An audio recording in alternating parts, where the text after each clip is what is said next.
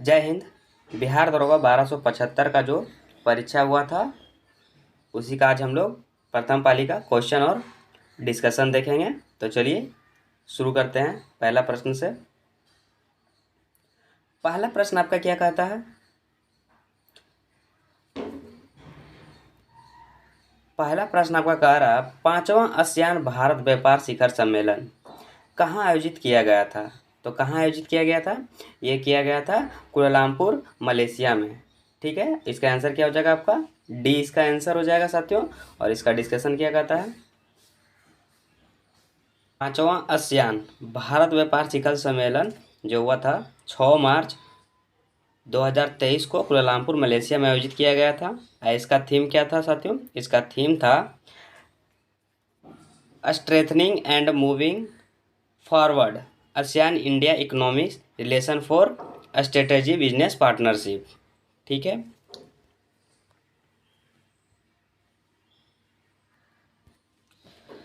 ASEAN association of south east Asian nation. ठीक है, एक क्षेत्रीय संगठन है जिसका गठन कब हुआ था? 1967 में बैंकॉक घोषणा पर हस्ताक्षर के साथ किया गया।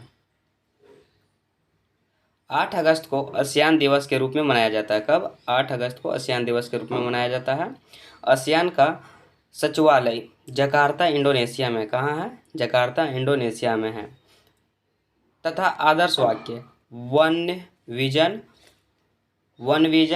वन आइडेंटिटी वन कम्युनिटी है। ठीक है, आसियान के संस्थापक देश कौन कौन से हैं? इंडोनेशिया, मलेशिया, फिलीपींस, सिंगापुर एवं थाईलैंड। आसियान के 10 सदस्य देश हैं। Indonesia, Malaysia, Philippines, Singapore, Thailand, Brunei, Vietnam, Laos, Myanmar, Cambodia. Next प्रश्न देखते हैं आपका क्या पूछा गया है।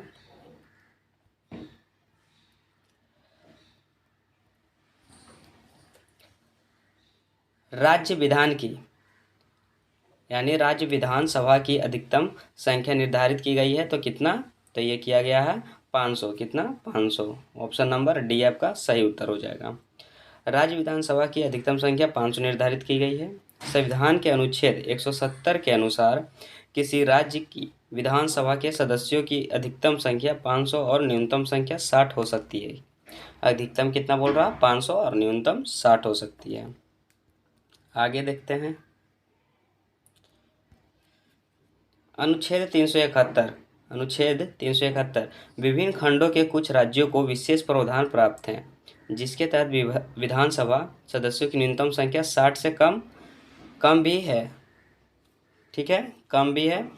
उदाहरण के तौर पर मिजोरम में 40, सिक्किम में 32, गोवा में 40 तथा संघ राज्य क्षेत्र में यानी क्षेत्रों में दिल्ली में 70 और पुदुचेरी में 30 विधानसभा सदस्य हैं। ठीक है, राज्य विधानसभा का कार्यकाल 5 वर्ष का होता है। कितना? राज्य विधानसभा का कार्यकाल 5 वर्ष का होता है तथा विधानसभा के 17 वर्षांत के आदेश राज्यपाल द्वारा दिए जाते हैं। किसके द्वारा? राज्यपाल के द्वारा। 84वें संविधान संशोधन अधिनियम 2001 के द्वारा वर्ष 2026 तक विधानसभा की सीटों की कुल संख्या में परिवर्तन न करने का प्रावधान है। ठीक है, विधानसभा सदस्य बनने हेतु अर्हताएं अनुच्छेद 173 किसमें? अनुच्छेद 173 में निर्धारित की गई है। ठीक है, वर्तमान में सर्वाधिक विधानसभा सदस्यों की संख्या उत्तर प्रदेश यानी 403 है। उत्तर प्रदेश में 403 है तथा न्यूनतम सदस्य संख्या सिक्किम में 32 है। यानी सर्वाधिक पूछेगा तो आपका उत्तर प्रदेश 403 और न्यूनतम पूछेगा तो सिक्किम 32 है। ठीक है, अनुच्छेद 332 के अनुसार राज्य की जनसंख्या के अनुपात के आधार पर विधानसभा के अनुसूचित जाति और जनजातियों के लिए स्थानों का आरक्षण दिया जाता है। ठीक है, आगे देखते हैं तीसरा नंबर प्रश्न।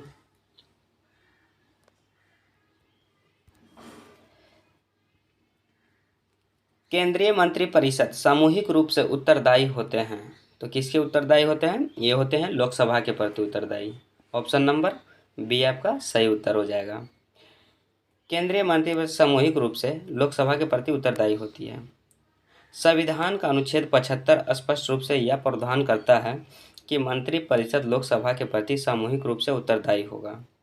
इसका अर्थ है कि सभी मंत्रियों को उनके सभी कार्यों के लिए लोकसभा के प्रति संयुक्त जिम्मेदारी होगी। ठीक है, आगे देखते हैं।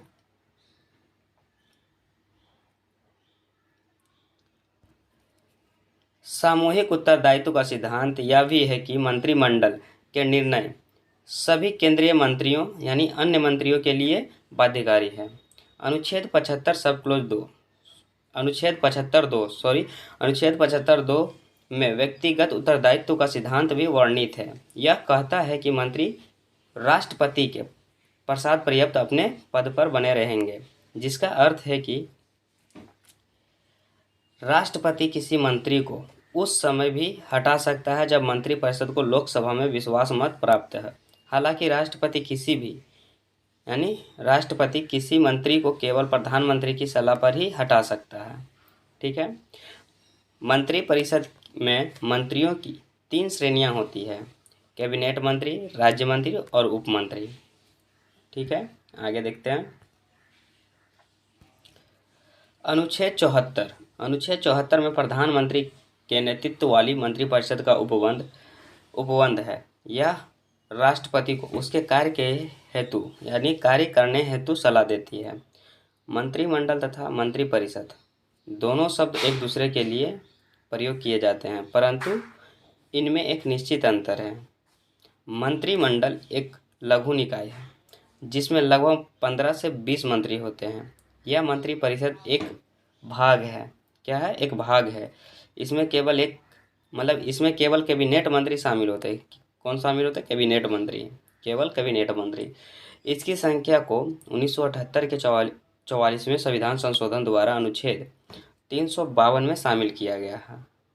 यानी इसका जो है ना, इसकी व्याख्या 1978 के 44वें संविधान संशोधन के द्वारा 352 में शामिल किया गया है। ठीक है, अनुच्छेद 352 में व्याख्या है कि प्रधानमंत्री व अन्य कैबिनेट मंत्रियों की परिषद जिन्हें अनुच्छेद 75 के अंतर्गत नियुक्त किया गया है। ठीक है, आगे देखते हैं। प्रश्न संख्या 4। प्रश्न संख्या 4 में पूछा गया था राष्ट्रीय आय बराबर होती है। तो राष्ट्रीय आय बराबर होती है, ये होता है NNP/FC का। ठीक है, ऑप्शन नंबर ए आपका सही आंसर हो जाएगा। राष्ट्रीय आय नेशन इनकम जब NNP की गणना लागत मूल्य यानी फैक्टर कॉस्ट पर की जाती है तब उस देश का राष्ट्रीय आय निकलता है। NNP से राष्ट्रीय आय की गणना करने के लिए इसमें से अप्रत्यक्ष करों को घटा दिया जाता है। क्या कर दिया जाता है? घटा दिया जाता है। जबकि परिधान यानी सहायिकी को जोड़ दिया जाता है। राष्ट्रीय आय निव्वल राष्ट्रीय उत्पाद और माइनस अप्रत्यक्ष कर और प्लस सहायिकी को जोड़ देते हैं। ठीक है, नेक्स्ट देखते हैं। क्वेश्चन नंबर 5 क्या पूछा गया था आपका? संघीय कार्यपालिका में शामिल नहीं है। तो संघीय कार्यपालिका में क्या पूछा है? देखिए ध्यान से, शामिल नहीं है। तो शामिल नहीं है भारत के नियंत्रक एवं महालेखक परीक्षक। ऑप्शन नंबर डी आपका सही उत्तर हो जाएगा। संघीय कार्यपालिका में भारत के नियंत्रक एवं महालेखक परीक्षक शामिल नहीं है। भारतीय संघ की कार्यपालिका का निर्माण राष्ट्रपति, उपराष्ट्रपति, प्रधानमंत्री एवं महान्यायवादी से मिलकर होता है। ठीक है, आगे देखते हैं।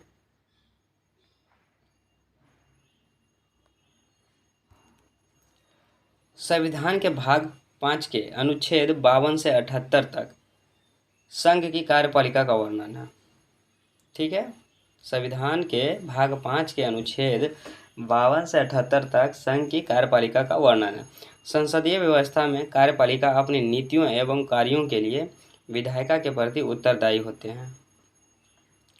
संघ की कार्यपालिका शक्तियां राष्ट्रपति को प्राप्त है। किसको प्राप्त है? तो राष्ट्रपति को। परंतु वास्तविक शक्तियां प्रधानमंत्री एवं उनके मंत्री परिषद में निहित होती है। ठीक है साथियों।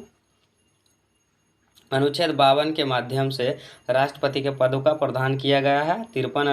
अनुच्छेद 53 के तहत भारत का राष्ट्रपति अपनी कार्यपालिका संबंधी समस्त शक्तियों का प्रयोग स्वयं अथवा अधीनस्थ अधिकारियों के माध्यम से करता है। ठीक है, आगे देखते हैं। प्रधानमंत्री का यानी प्रधानमंत्री शासन का प्रशासनिक प्रधान होता है। यानी प्रधानमंत्री शासन का प्रशासनिक प्रधान होता है जो शक्तियों का वास्तविक प्रयोग करता है। अनुच्छेद 75 एक राष्ट्रपति द्वारा प्रधानमंत्री की नियुक्ति का प्रावधान करता है, अर्थात राष्ट्रपति संसदीय व्यवस्था के अनुसार लोकसभा में बहुमत प्राप्त दल के नेता को प्रधानमंत्री नियुक्त करता है। ठीक है। संविधान के अनुच्छेद 76 के अंतर्गत भारत के महान्यायवादी के पद का प्रावधान किया गया है। ठीक है। राष्ट्रपति द्वारा महान्यायवादी की नियुक्ति होती है। किसके द्वारा? राष्ट्रपति के द्वारा महान्यायवादी की नियुक्ति होती है एवं वह राष्ट्रपति के पश्चात पर्याप्त पद धारण करता है। ठीक है। यह देश का सर्वोच्च कानूनी अधिकारी का योग्यता रखता है।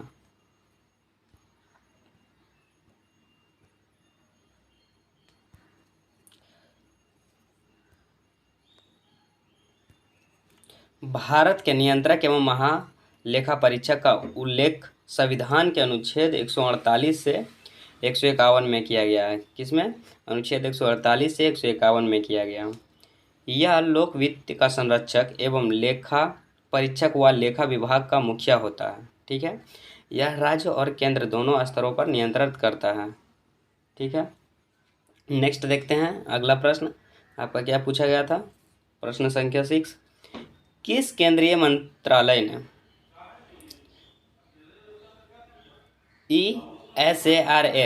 ESARS मोबाइल ऐप लॉन्च किया? तो इसका आंसर आपका क्या हो जाएगा? ग्रामीण विकास मंत्रालय। क्या हो जाएगा? ग्रामीण विकास मंत्रालय।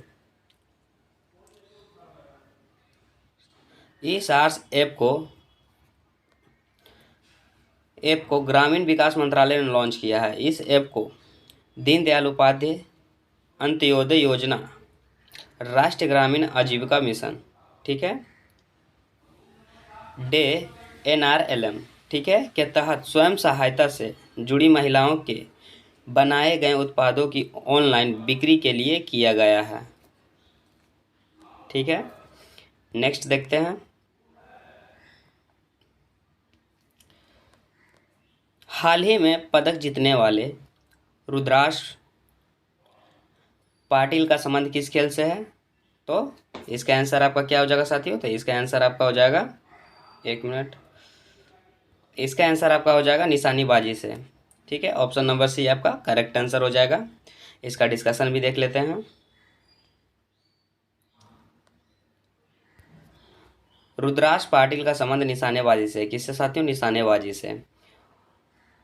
अन्य खेलों से संबंधित खिलाड़ियां जैसे निशानेबाजी से अभिनव बिंद्रा, मनु भाकर, श्रेयसी सिंह, गगन नारंग, अंजलि भागवत, सौरभ चौधरी, अपूर्वी चंदेला, राही सरनोबत, अवनी लेखरा इत्यादि। ठीक है। मुक्केबाजी में देख लेते हैं साथियों। मुक्केबाजी में आपका हो जाएगा मेरी कॉम, निकहत जरीन, ठीक है, लवलीना बोरगोहेन,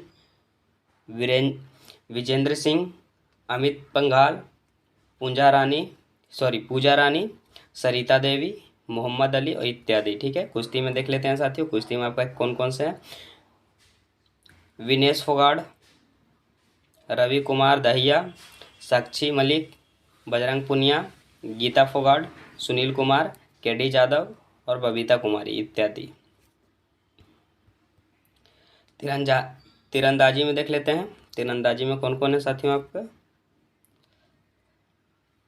दीपिका कुमारी, जयंता तालुकदार, लिम्बाराम, अभिषेक वर्मा, डोला बनर्जी, ज्योति सुलेखा वेमेन बेनम, ठीक है।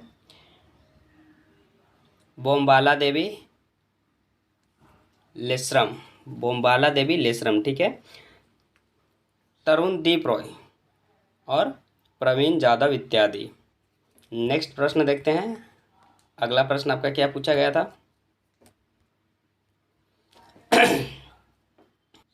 प्रश्न संख्या 8, कुमार पोस्ट सियाचिन में तैनात होने वाली पहली महिला अधिकारी का नाम बताइए। तो पहली महिला अधिकारी कौन है? कैप्टन शिवा चौहान। कौन? कैप्टन शिवा चौहान पहली महिला अधिकारी है जो सियाचिन में तैनात होने वाली महिला है, ठीक है। इसका डिस्कशन क्या कहता है? दुनिया के सबसे ऊंचे युद्ध क्षेत्र सियाचिन में कैप्टन शिवा चौहान सक्रिय रूप से तैनात होने वाली पहली महिला अधिकारी बनी, ठीक है। कैप्टन अवनी चतुर्वेदी, कैप्टन मोहन सिंह जितरवाल तथा कैप्टन भावना कंठ को भारत की पहली महिला लड़ाकू पायलटों में शामिल किया गया, ठीक है। भारत में प्रथम महिला देखते हैं। भारत में पहली महिला पायलट, तो भारत में पहली महिला पायलट सरला ठकराल। कौन है? सरला ठकराल पहली महिला पायलट है, ठीक है। ध्यान दीजिएगा, इस इम्पोर्टेंट है ये सब। भारत में पहली महिला राइफल पायलट तो कौन है? शिवांगी सिंह, ठीक है। भारत में पहली महिला लड़ाकू पायलट कौन बनी? तो भावना कंठ। उसके बाद भारत में पहली महिला एयरलाइन पायलट ध्रुवा बनर्जी, ठीक है। और देखते हैं, इसके बाद है भारत में पहली महिला एयरलाइन पायलट, तो दुर्गा बनर्जी हो गया। पहली महिला ऑटो रिक्शा चालक शीला डावरे। पहली महिला ट्रेन ड्राइवर सुरेखा यादव। और भारत में पहली महिला आईएफएस अधिकारी चोनीरा बेलियप्पा मंथुप्पा, ठीक है। नेक्स्ट देखते हैं। नेक्स्ट आपका मैथ का प्रश्न है। मैथ का प्रश्न है, इसको जब आप लोग सोल्व कीजिएगा तो इसका आंसर क्या दिखा रहा? 500, ऑप्शन नंबर डी। नेक्स्ट देखते हैं, ये भी मैथ का प्रश्न है। मैथ का आप लोग देख लीजिएगा, मैथ को हम लोग स्किप करते हुए चलते हैं, ठीक है। सॉरी, ये मैथ का नहीं था साथियों, ये बिहार से प्रश्न है। बिहार में प्रचलित कीमतों पर 2011 से 12, 2019 से 20 में, यानी 2019 और 20 में विश्व युद्ध राज्य घरेलू उत्पाद की समवृद्धि दर क्या है? तो समवृद्धि दर 13.5%। कितना? 13.5%। ऑप्शन नंबर ए आपका सही उत्तर हो जाएगा, ठीक है। और कैसे निकला है इसका क्रम है, ठीक है। आगे देखते हैं।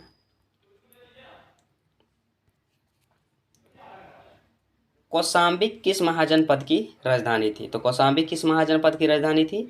तो यह था आपका वत्स्य का राजधानी कौशाम्बी। ऑप्शन नंबर डी आपका सही उत्तर हो जाएगा। कौशाम्बी वत्स्य महाजनपद की राजधानी थी। बुद्ध के समय हम 16 बड़े बड़े राज्य पाते हैं जो महाजनपद कहलाते हैं। चलिए देख लेते हैं। मगध का राजगिरी ग्रीवर्स इसका राजधानी था। काशी का वाराणसी, क्या हो जाएगा? काशी का वाराणसी। कौशल का हो जाएगा श्रावस्ती अयोध्या। कुरु का इंद्रप्रस्थ। अंग का चंपा। वज्जी का वैशाली। मल्ल का कुशीनगर, ठीक है। चेंदी का हो जाएगा सुक्तमती, ठीक है, या सत्यवती। वत्स्य का हो जाएगा कौशाम्बी। पंचाल का हो जाएगा अहिच्त्र यानी कंपाल्य अहिच्छत्र, ठीक है, उत्तरी। और कंपाल्य हो जाएगा दक्षिणी। मत्स्य का हो जाएगा विराटनगर। सूरसेन का हो जाएगा मथुरा। अस्मक का हो जाएगा पोतना या पोटली। अवंती का हो जाएगा उज्जैनी उत्तरी में और महिष्मती दक्षिणी में, ठीक है। गंधार का हो जाएगा तक्षशिला। कंबोज का हो जाएगा राजपुर या हाटक। 16 महाजनपदों में से असमक ही एक ऐसा जनपद था जो दक्षिण भारत में गोदावरी नदी के किनारे स्थित है। ठीक है। 16 महाजनपदों में केवल वज्जी और मल में गणतंत्रात्मक व्यवस्था थी, जबकि शेष में राजतंत्रात्मक व्यवस्था थी। ठीक ना, इसको ध्यान दीजिएगा, ये सब इम्पोर्टेंट है।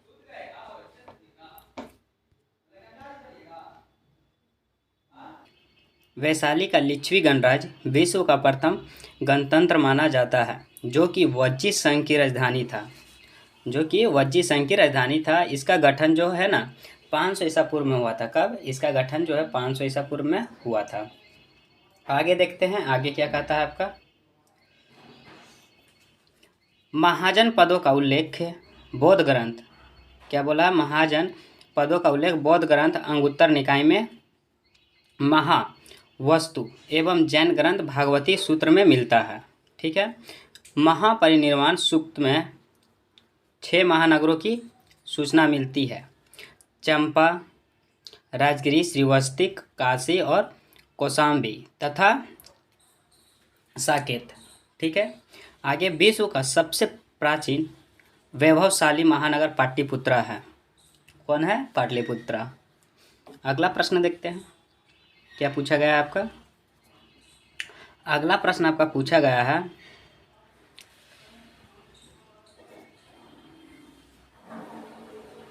में सही अर्थ प्रकट करने वाले शब्द युग्म हैं। ठीक है।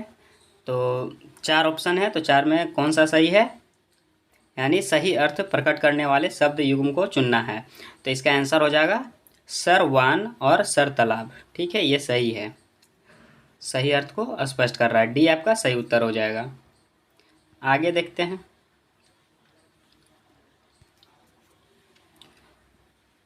अगला प्रश्न आपका कह रहा है, रूस किस संधि द्वारा प्रथम विश्व युद्ध से अलग हुआ?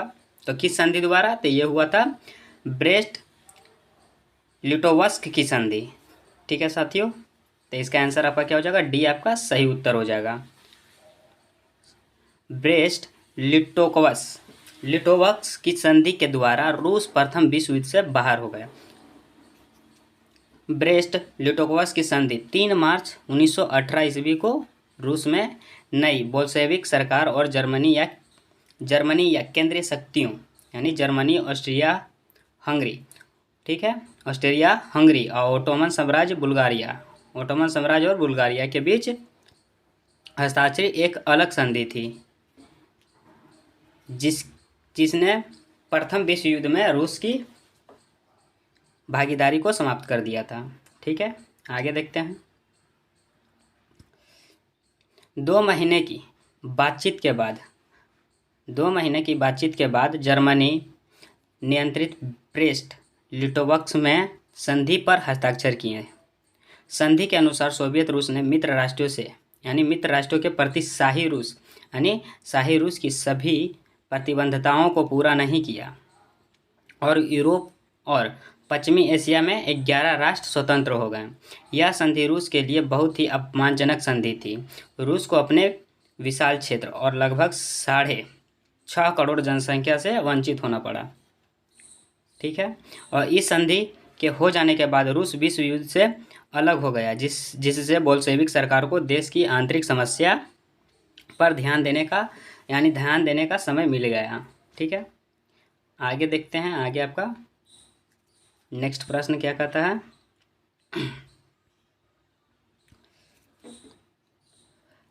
विस्थापन का दूरी के साथ अनुपात हमेशा 1 के बराबर या कम होता है। 1 के बराबर या कम होता है। ऑप्शन नंबर डी आपका सही उत्तर हो जाएगा।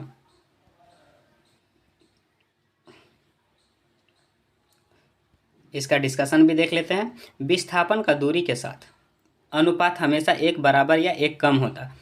वस्तु की प्रारंभिक एवं अंतिम स्थिति के बीच न्यूनतम दूरी को विस्थापन कहते हैं। ठीक है,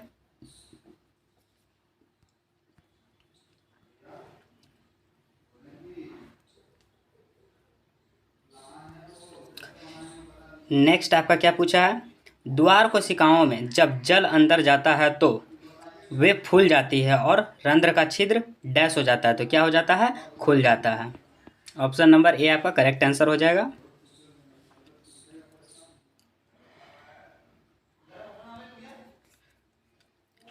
द्वार कोशिकाएं में जब जल अंदर जाता है तो वे फूल जाते हैं और रंध्र के यानी रंध्र का छिद्र जो है ना खुल जाता है। ठीक है, ये चित्र के माध्यम से दर्शाया गया साथियों, इसको आप लोग देख लीजिएगा। हम आगे देखते हैं, आगे क्या कहता है। द्वार कोशिकाओं में जल का प्रवेश द्वार कोशिकाओं को खोलने में सहायता प्रदान करता है। इसके परिणाम स्वरूप गार्ड सेल सुस्त हो जाता है। रक्षक कोशिकाओं से पानी का रिसाव रक्षक कोशिकाओं को बंद करने में सहायता प्रदान करता है। इसके बाद गार्ड कोशिकाएं शिथिल हो जाती है। ठीक है, जब रक्षक कोशिकाओं में जल डाली जाती है तो कोशिकाएं फूल जाती है, जिससे रंध्र खुल जाते हैं। जब रक्षक कोशिका शिथिल हो जाती है तो रंध्र बंद हो जाते हैं। ठीक है, नेक्स्ट देखते हैं आगे क्या कहता है आपका अगला प्रश्न। अगला प्रश्न आपका कह रहा है, सरकार द्वारा लगाई गई रुकावटों में प्रतिबंधों को हटाना कहलाता है। तो क्या कहलाता है? ये कहलाता है उदारीकरण। ऑप्शन नंबर डी आपका सही उत्तर हो जाएगा।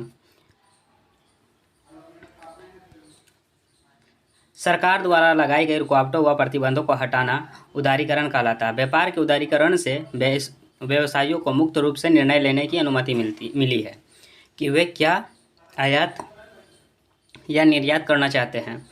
सरकार पहले की तुलना में कम नियंत्रण करती है और इसलिए अब इसलिए उसे अधिक उदार कहा जाता है। नेक्स्ट देखते हैं अगला प्रश्न।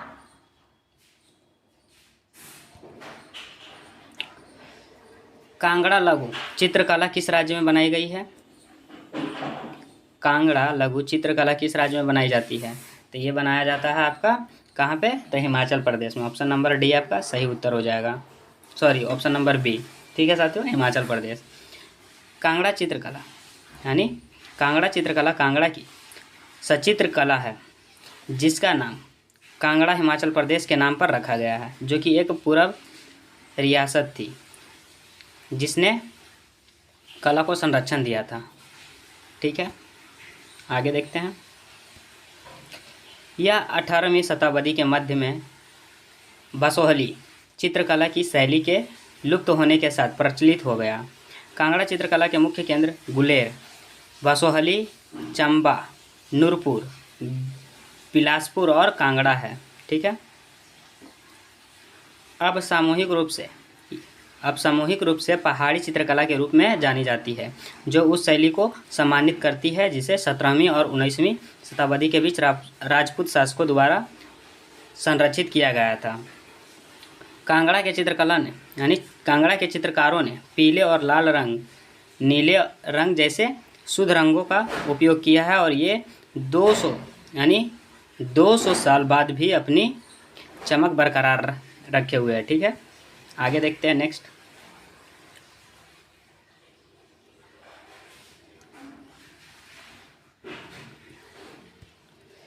चित्रकला इस समूह को कांगड़ा नाम दिया गया है क्योंकि वे शैली में कांगड़ा के राजा संसार चंद के चित्र के समान है। ठीक है, कुछ यानी प्रमुख चित्रकला शैली एवं संबंधित राज्य हैं।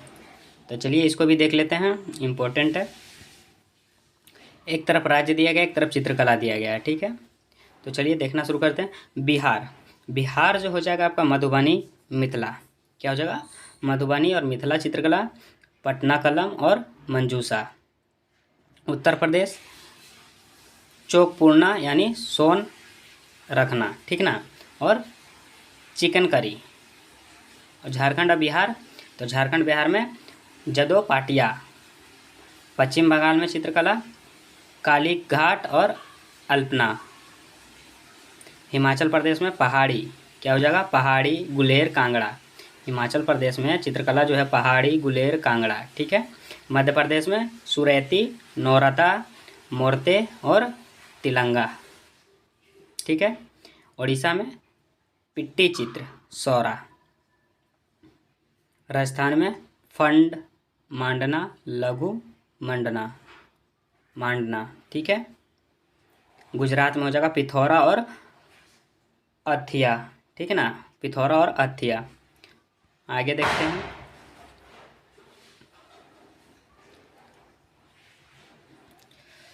तमिलनाडु में कोल्लम चित्रकला और तंजौर। पंजाब में फुलकारी, क्या हो जाएगा? पंजाब में फुलकारी। तेलंगाना में चेरियल और निर्मल, ठीक है। आंध्र प्रदेश में हो जाएगा मुलुगु और कलमकारी। उत्तराखंड में एप्पन, केरल में आपका हो जाएगा जो चित्रकला कलमा जट्टू। कर्नाटक में रंगावली या कुसुती, ठीक है। महाराष्ट्र में वारली, ठीक है, वल्ली या वारली। नेक्स्ट देखते हैं अगला। आपका अगला कितना नंबर प्रश्न आ गया? अगला आपका 18 नंबर प्रश्न है, ठीक है साथियों। क्या पूछा है? मानव विकास सूचकांक को प्रकाशित किया जाता है। तो मानव सूचकांक विकास को प्रकाशित किया जाता है यूएनडीपी यानी संयुक्त राष्ट्र विकास कार्यक्रम के द्वारा। Option number C. नेक्स्ट इसका डिस्कशन भी देखते हैं। इसका डिस्कशन क्या कहता है देखते हैं। मानव विकास सूचकांक यूएनडीपी द्वारा प्रकाशित किया जाता है, ठीक है। यह सूचकांक 1990 से जारी किया जा रहा है। कब से? 1990 से जारी किया जा रहा है। मानव विकास सूचकांक के 3 मानक हैं: शिक्षा, स्वास्थ्य और आय। मानव विकास सूचकांक की गणना 4 संकेतों यानी जन्म के स्थान पे जन्म के समय, जीवन प्रत्याशा, ठीक है, स्कूली शिक्षा के औसत वर्ष, स्कूली शिक्षा के अपेक्षित वर्ष और प्रति व्यक्ति सकल राष्ट्रीय आय द्वारा की जाती है। इसकी गणना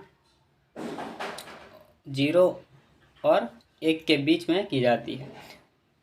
संकेत में जो देश अंक 1 जितना पास रहता है वह मानव विकास में उतने अच्छा स्तर पर होता है, ठीक है।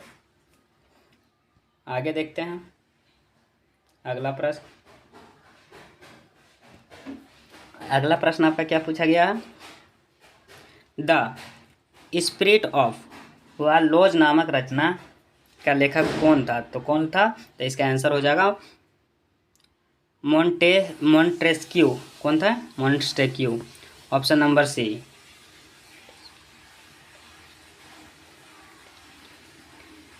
इसका डिस्कशन क्या कहता है? The spirit of the laws 1748 में रचना के लेखक मॉन्टेस्क्यू था। कौन था? मॉन्टेस्क्यू था, ठीक है। इस पुस्तक में सरकार के भीतर विधायी कार्यपालिका और न्यायपालिका के बीच सत्ता का विभाजन प्रस्तावित है। मॉन्टेस्क्यू ने किताब प्रकाशित करने से पहले 21 वर्ष शोध में बिताए, ठीक है। कितने वर्ष शोध में बिताए? 21 वर्ष। इस पुस्तक का फ्रांसीसी क्रांति पर प्रभाव पड़ा, जिससे लोग स्वतंत्र और समानता और राजा के दुर्व्यवहार को समाप्त करने के लिए इच्छित हुए हैं। फ्रांसीसी क्रांतिकारी संबंधित महत्वपूर्ण रचनाएं कौन कौन से हैं? सोशल कॉन्ट्रैक्ट की रचना रूसो ने की थी। किसने? सोशल कॉन्ट्रैक्ट की रचना रूसो ने की थी। लेटर्स ऑन इंग्लिश वॉल्टेयर की रचना, यानी लेटर्स ऑन इंग्लिश जो है ना वॉल्टेयर की रचना है। 2 ट्रीजाइजेज ऑफ गवर्नमेंट जॉन लॉक की रचना है। लामी द पल्प अखबार का संपादक जो है ना जियो पॉल था।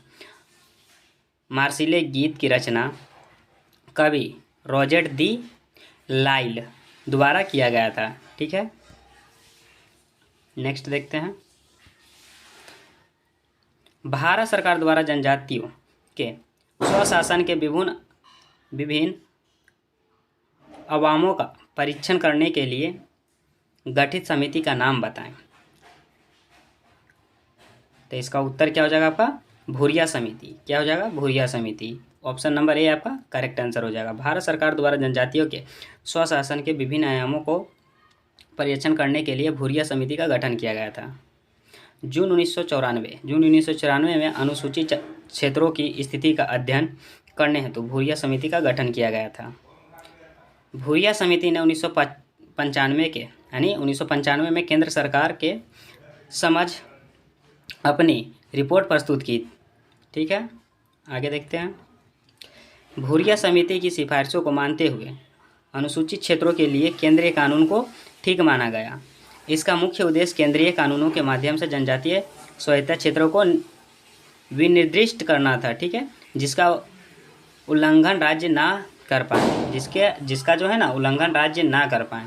सरकारिया आयोग। इस समिति का गठन जो है ना 1983 में केंद्र राज्य संबंधों के सुधारने तथा राज्यों की स्वायत्तता संबंधी मांगों पर सिफारिश देने के लिए किया गया था। इसके अन्य 2 सदस्य थे। कौन कौन थे? श्री बी शिवारमन और SR सेन। ठीक है, नेक्स्ट देखते हैं अशोक मेहता समिति। क्या देखते हैं? अशोक मेहता समिति। अशोक मेहता समिति, ठीक है। दिसंबर 1977 में जनता पार्टी की सरकार द्वारा अशोक मेहता की अध्यक्षता में समिति का गठन किया गया था। अशोक मेहता समिति ने रिपोर्ट अगस्त 1978 में सौंपी। कब सौंपा? अगस्त 1978 में सौंपी। इसने पंचायत व्यवस्था हेतु 2 स्तरीय मॉडल यानी मंडल पंचायत व जिला परिषद अपनाने की बात कही। अब देखेंगे LM सिंघवी समिति। कौन सी? LM सिंघवी समिति, लक्ष्मीमल सिंघवी। ठीक है, समिति का गठन जो है ना, गठन राजीव गांधी सरकार द्वारा 1986 में किया गया। इसने पंचायती राज व्यवस्था को संवैधानिक दर्जा देने का सुझाव दिया। ठीक है, आगे देखते हैं।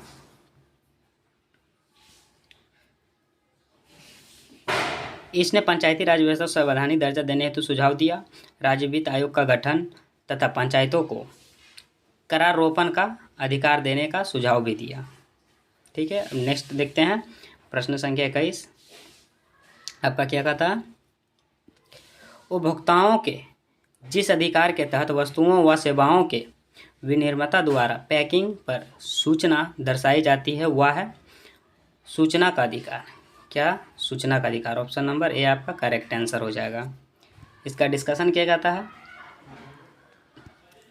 उपभोक्ता जिस अधिकार के तहत वस्तुओं व सेवाओं के विनिर्माता द्वारा पैकिंग पर सूचना दर्शाई जाती है यह सूचना का अधिकार। ठीक है, अगर आप कोई वस्तु खरीदेंगे तो उसके पैकेट पर कुछ खास जानकारियां पाएंगे। ये जानकारियां उस वस्तु के अवयवों यानी मूल्य, बैच संख्या, निर्माण संख्या मतलब बैच संख्या, निर्माण की तिथि, खबर यानी खराब होने की तिथि और वस्तुओं बनाने वाले के पते के बारे में होती है। इसलिए कि उपभोक्ता जिन वस्तुओं और सेवाओं को खरीदता है उसके बारे में उसे सूचना पाने का अधिकार है। ठीक है, आगे देखते हैं आगे और क्या लिखा हुआ है इसके बारे में। किसी भी उपभोक्ता को किसी भी सेवा को प्राप्त करता है, चाहे वह किसी भी आयु या लिंग का हो और किसी भी तरह का सेवा प्राप्त करता हो, उसको सेवा प्राप्त करते हुए हमेशा चुनने का अधिकार होगा। जैसे कि आप एक दंतमंजन खरीदना चाहते हैं और दुकानदार कहता है कि वह केवल दंतमंजन भी तभी बेचेगा जब आप दंतमंजन के साथ एक ब्रश भी खरीदेंगे। ठीक है, अगर आप ब्रश खरीदने में इच्छुक नहीं हैं तब आपके चुनने का अधिकार उल्लंघन हुआ है। ठीक है, नेक्स्ट देखते हैं अगला प्रश्न आपका कह रहा है अभिनेत्र लेंस की वक्रता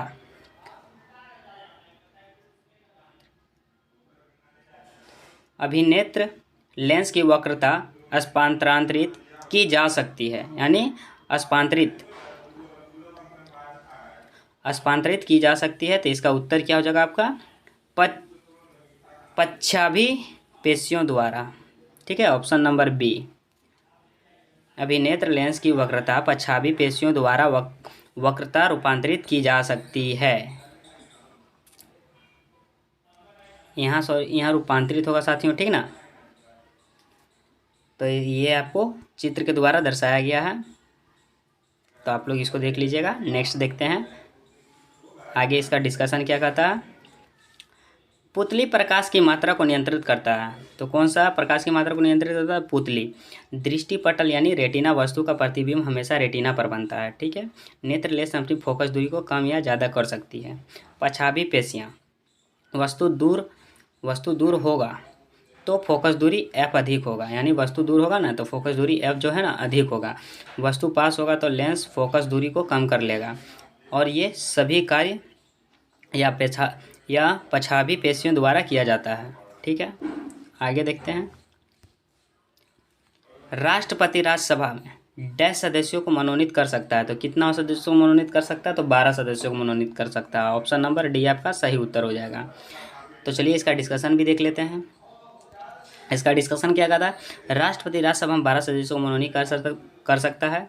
संविधान का अनुच्छेद 80 राज्यसभा की संरचना का प्रावधान करता है। यानी संविधान का जो अनुच्छेद 80 है राज्यसभा की संरचना का प्रावधान करता है।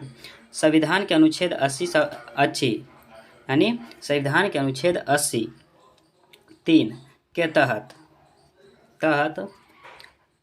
राष्ट्रपति द्वारा साहित्य, विज्ञान, कला और समाज सेवा के संबंध में विशेष ज्ञान रखने वाले 12 सदस्यों को मनोनीत कर सकता है।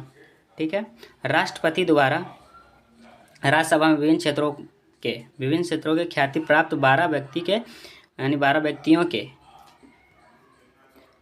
व्यक्तियों के माननायक की अवधारणा आयरलैंड की यानी मनोनयक की अवधारणा जो है ना आयरलैंड के संविधान से लिया गया है, मतलब प्रेरित है। कहाँ का? आयरलैंड के संविधान से प्रेरित है। ठीक है। राज्यसभा में अधिकतम 250 सदस्य हो सकते हैं। यानी राज्यसभा में अधिकतम कितने? 250 सदस्य हो सकते हैं, परंतु इनकी संख्या 245 यानी इनकी जो संख्या है ना वर्तमान में 245 है। आगे देखते हैं। राज्य विशेष की जनसंख्या के आधार यानी राज्य विशेष की जनसंख्या के आधार पर किसी राज्य से आने वाले सदस्यों की संख्या का निर्धारण होता है। ठीक है। वर्तमान में उत्तर प्रदेश में राज्यसभा सदस्यों की सीटों की संख्या जो है ना सर्वाधिक है, जो कि कितना है? 31 है। भारतीय संविधान के अनुच्छेद 80(1) के अनुसार राज्यसभा एक अस्थायी सदन है, अर्थात इसका विघटन नहीं हो सकता है। क्या नहीं हो सकता? विघटन नहीं हो सकता है। भारत के उपराष्ट्रपति राज्यसभा का पदेन सभापति होता है, अनुच्छेद 89 में। वर्तमान में भारत के उपराष्ट्रपति जगदीप धनखड़ हैं, जो कि 14वें हैं। ठीक है साथियों। नेक्स्ट देखते हैं अगला प्रश्न आपका क्या कहता है। अगला प्रश्न आपका पूछा गया है, भारत का राज्य अथवा केंद्र शासित प्रदेश जो कि जनगणना 2011 के साक्षरता दर में तीसरा सर्वाधिक मान रखता है, या था कौन सा? मिजोरम। Option number C. ठीक है। इसका डिस्कशन क्या कहता है? इसका डिस्कशन भी देख लेते हैं हम लोग साथियों।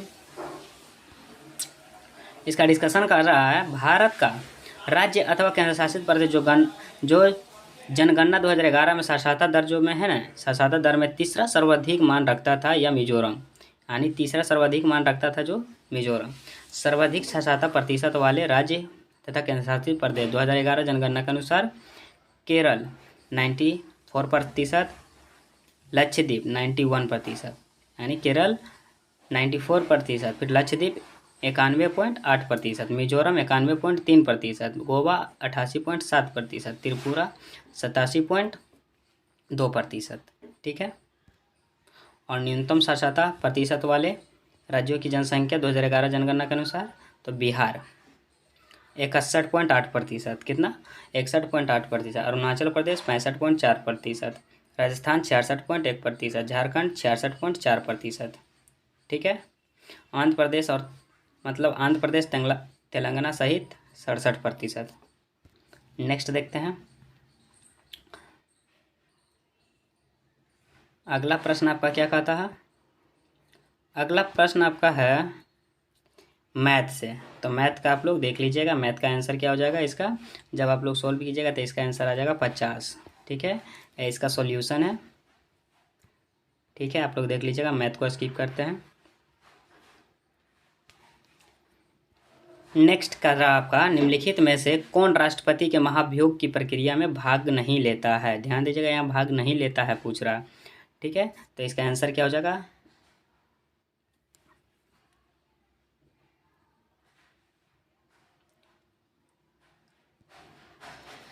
निम्नलिखित में से कौन राष्ट्रपति के महाभियोग प्रक्रिया में भाग नहीं लेता है? तो नहीं लेता है आपका संसद के किसी भी सदन के मनोनीत सदस्य, ये तो आपका भाग लेते हैं।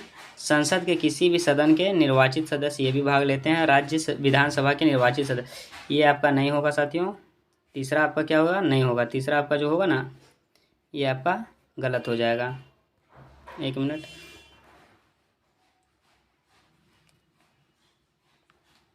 उसके बाद चौथा क्या कहता है आपका? चौथा, दिल्ली एवं पुदुचेरी संघ राज्य क्षेत्र विधानसभा के निर्वाचित सदस्य, ये भी आपका भाग नहीं लेता है। तो इसका आंसर क्या हो जाएगा? ऑप्शन नंबर सी आपका करेक्ट आंसर हो जाएगा। ठीक है, अगला देखते हैं, अगला प्रश्न। नहीं, इसका डिस्कशन भी दिया हुआ है साथियों, इसका डिस्कशन भी देखते हैं। राष्ट्रपति के महाभियोग की प्रक्रिया में राज्य विधानसभा के निर्वाचित सदस्य तथा दिल्ली एवं पुदुचेरी संघ राज्य क्षेत्र की विधानसभा जो है ना निर्वाचित सदस्य भाग नहीं लेते हैं। संविधान के अनुच्छेद 61 के तहत राष्ट्रपति द्वारा संविधान का अतिक्रमण करने पर संसद को यह शक्ति है कि महाभियोग प्रक्रिया द्वारा राष्ट्रपति को हटा दे। महाभियोग प्रक्रिया में संसद के दोनों सदनों यानी निर्वाचित सदस्य के अलावा मनोनीत सदस्य दोनों सदनों के सभी भाग ले सकते हैं। राज्य विधान सभाओं तथा दिल्ली एवं पुदुचेरी की विधानसभाओं के निर्वाचित सदस्य इसमें भाग नहीं ले सकते हैं, भले ही राष्ट्रपति निर्वाचन में से सदस्य भाग लेते हैं, यानी भले ही राष्ट्रपति निर्वाचन में से सदस्य जो है ना भाग लेते हैं। महाभियोग एक अर्ध न्यायिक प्रक्रिया है। कैसी प्रक्रिया? महाभियोग जो है ना एक अर्ध न्यायिक प्रक्रिया है। राष्ट्रपति के महाभियोग की प्रक्रिया संसद के किसी भी सदन से शुरू की जा सकती है। महाभियोग का आरोप संसद के किसी भी सदन से लगाया जा सकता है, लेकिन ऐसा करने के लिए राष्ट्रपति को 14 दिन पूर्व क्या होता है? सूचना देना पड़ता है। ठीक ना? ठीक है, बाकी उसका प्रक्रिया दिया हुआ साथियों। नेक्स्ट देखते हैं हम लोग अगला प्रश्न। अगला प्रश्न आपका क्या पूछा? एकरा राजधानी यानी एकरा की राजधानी क्या हो जाएगा? एकरा की राजधानी हो जाएगा आपका घाना। ऑप्शन नंबर ए आपका सही उत्तर हो जाएगा। देश और राजधानी देखते हुए चलते हैं साथियों, कुछ देश और राजधानी। सेनेगल का क्या हो जाएगा? डकार, सेनेगल का डकार। ट्यूनेशिया का हो जाएगा ट्यूनिस। ठीक है, युगांडा का हो जाएगा कंपाला। अंगोला का हो जाएगा लुआंडा।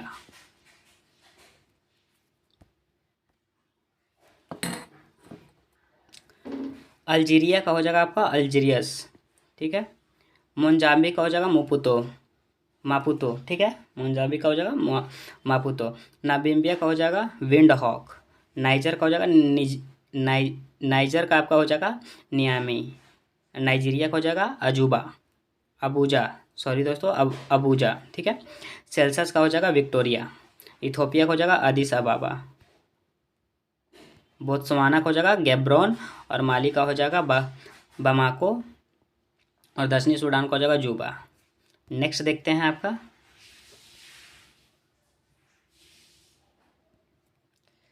नेक्स्ट आपका है, निम्नलिखित में से किस संगठन ने हाल ही में ऑपरेशन गरुड़ चलाया है? तो इसका उत्तर आपका हो जाएगा CBI। ऑप्शन नंबर ए आपका सही उत्तर हो जाएगा। ऑपरेशन गरुड़ चलाया है तो CBI।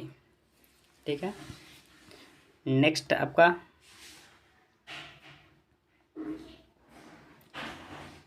नेक्स्ट आपका 29 नंबर प्रश्न है साथियों।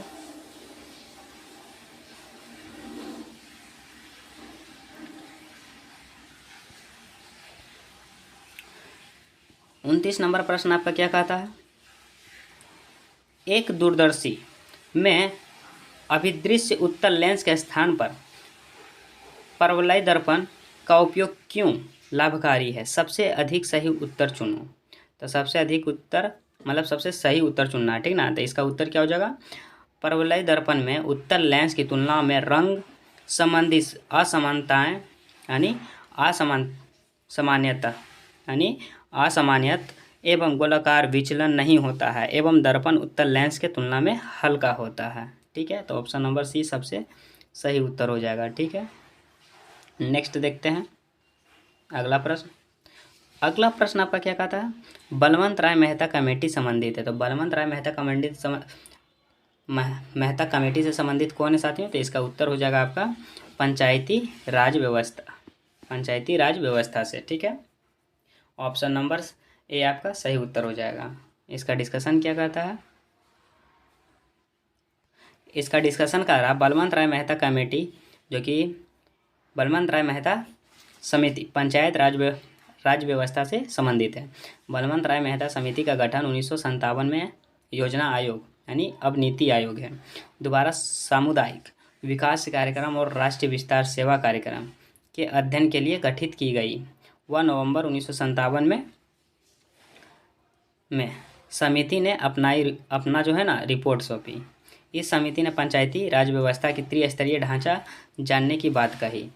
पहला ग्राम स्तर जो कि ग्राम पंचायत पे होगा, खंड या ब्लॉक स्तर जो कि पंचायत समिति के स्तर पर होगा, और जिला स्तर जो कि जिला परिषद के स्तर पर होगा। ठीक है, आगे देखते हैं। 1958 में राष्ट्रीय विकास परिषद ने बलवंत राय मेहता समिति की सिफारिशें स्वीकार की। 2 अक्टूबर 1959 में नागौर जिले राजस्थान में तत्कालीन प्रधानमंत्री पंडित जवाहरलाल नेहरू द्वारा देश की पहली त्रिस्तरीय पंचायत का उद्घाटन किया गया। तदुपरांत 11 अक्टूबर 1959 को आंध्र प्रदेश के महबूबनगर जिले के सादनगर विकास खंड में इसे शुरू किया गया।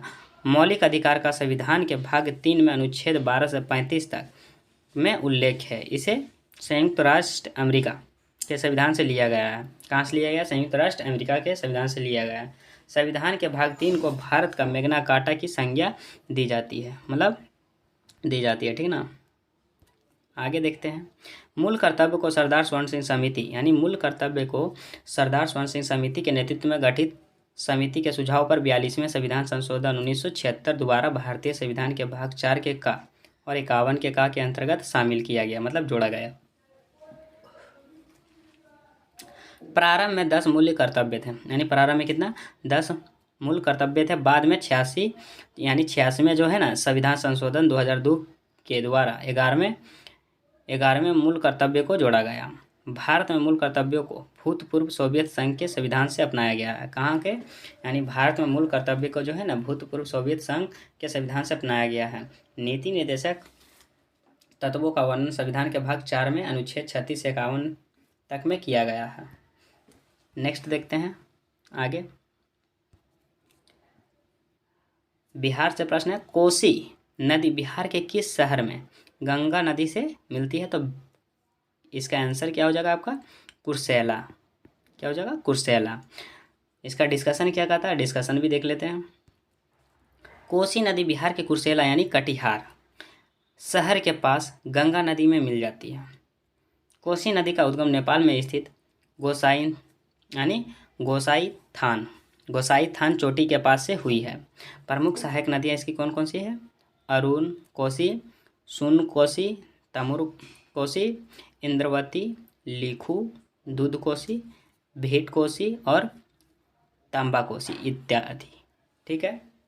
कोसी नदी को नेपाल में सप्तकोसी के नाम से जाना जाता है। किस नाम से? सप्तकोसी के नाम से। कोसी नदी की लंबाई जो है 720 किलोमीटर की है। कितना? 720 किलोमीटर के। और ये तिब्बत, नेपाल और बिहार में लुप्त क्षेत्र लगभग यानी 74,500 वर्ग किलोमीटर है। कोसी नदी को बिहार में शोक नदी कहा जाता है। क्या कहा जाता है? कोसी नदी को बिहार में शोक नदी कहा जाता है। कोसी नदी के प्रवाह तंत्र के अंतर्गत सहरसा, सुपौल, मधेपुरा, पूर्णिया, किशनगंज जिलों का अधिकांश भाग मतलब आता है। ठीक है। कोसी परियोजना की स्थापना जो हुआ 1953 में की गई थी। कब? 1953 में, जो कि 1965 में बनकर तैयार हुआ। यह भारत और नेपाल की संयुक्त परियोजना है। ठीक है ना। किसका संयुक्त परियोजना? भारत और नेपाल का। रेशम उद्योग के लिए बिहार का भागलपुर जिला प्रसिद्ध है, जिस कारण भागलपुर को बिहार का सिल्क सिटी का उपनाम दिया गया है। ठीक है। आगे देखते हैं। पूर्णिया, कटिहार, सहरसा जिला जूट उद्योग के लिए प्रसिद्ध है। बिहार का सुपौल जिला पहला कचरा मुक्त शहर घोषित किया गया, यानी बिहार का जो सुपौल जिला है ना, पहला कचरा मुक्त शहर घोषित किया गया है। ठीक है। ये इम्पोर्टेंट है साथियों, इसको भी आप लोग ध्यान देते हुए चलिएगा।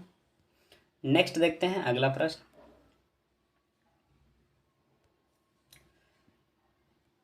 निम्न संतों के कला क्रम को सजाएं। पहला दिया है चैतन्य, दूसरा रामानुजाचार्य, तुलसीदास और नामदेव। तो सबसे पहले कौन से हो जाएंगे? तो सबसे पहले हो जाएंगे आपका रामानुजाचार्य। ठीक है।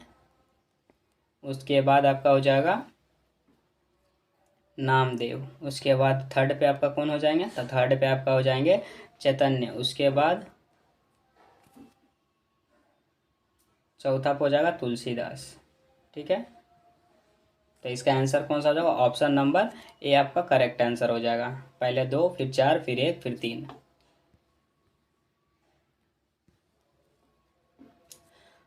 प्रश्नगत संतों का कालानुक्रम निम्नलिखित है। रामानुजाचार्य 1117 ईस्वी से 1137 ईस्वी। ठीक है, फिर नामदेव 1270 से 1350। फिर चैतन्य आपका हो जाएगा 1486 से 1533 चैतन्य। तुलसीदास हो जाएगा 1532 से आपका 1623। ठीक है,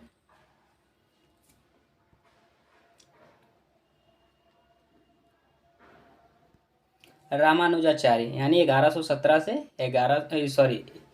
1017 से 1137। रामानुजाचार्य, सॉरी दोस्तों, 1017 से 1137। रामानुजाचार्य 1017 से 1137। ठीक है, रामानुजाचार्य का जन्म 1017 ईस्वी श्री पेरुम बुंदूर यानी कहाँ, तमिलनाडु में हुआ था। इन्होंने विशिष्ट द्वैतावाद का मत दिया तथा ज्ञान के स्थान पर भक्ति को महत्व दिया। इन्होंने ब्रह्म सूत्र पर श्री भाष्य नाम से टीका लिखी है। इन्हें दक्षिण में विष्णु का अवतार माना जाता है। ठीक है, अब सेकंड नंबर पे देखते हैं नामदेव को। नामदेव को हो जाएगा 1270 से 1350। महाराष्ट्रियन संत नामदेव का जीवन काल 1270 से 1350 ईस्वी में है। नामदेव दर्जी थे। क्या थे, नामदेव जो है ना दर्जी थे, जो संत बनने से पहले लुटेरे ठीक ना का जीवन बिताते थे। नामदेव ने वारकरी संप्रदाय की स्थापना में प्रमुख भूमिका निभाई। इनके कुछ गीत यानी गुरु ग्रंथ साहिब में संग्रहित है। ठीक है, आगे देखते हैं आगे क्या क्या चैतन्य के बारे में। चैतन्य जो हो जाएंगे आपके 1486 से 1533 ईस्वी।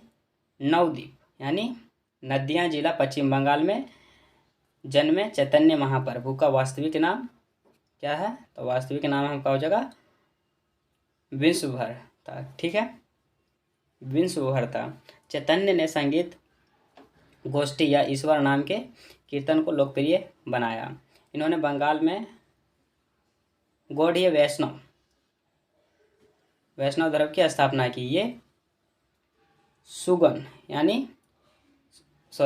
सगुन उपासक कृष्ण भक्ति शाखा से संबंधित थे। इनके अनुयायी इन्हें कृष्ण का अवतार और गौरांग महाप्रभु कहते हैं। ठीक है, इनका दर्शन जो है ना अचित्य भेदवाद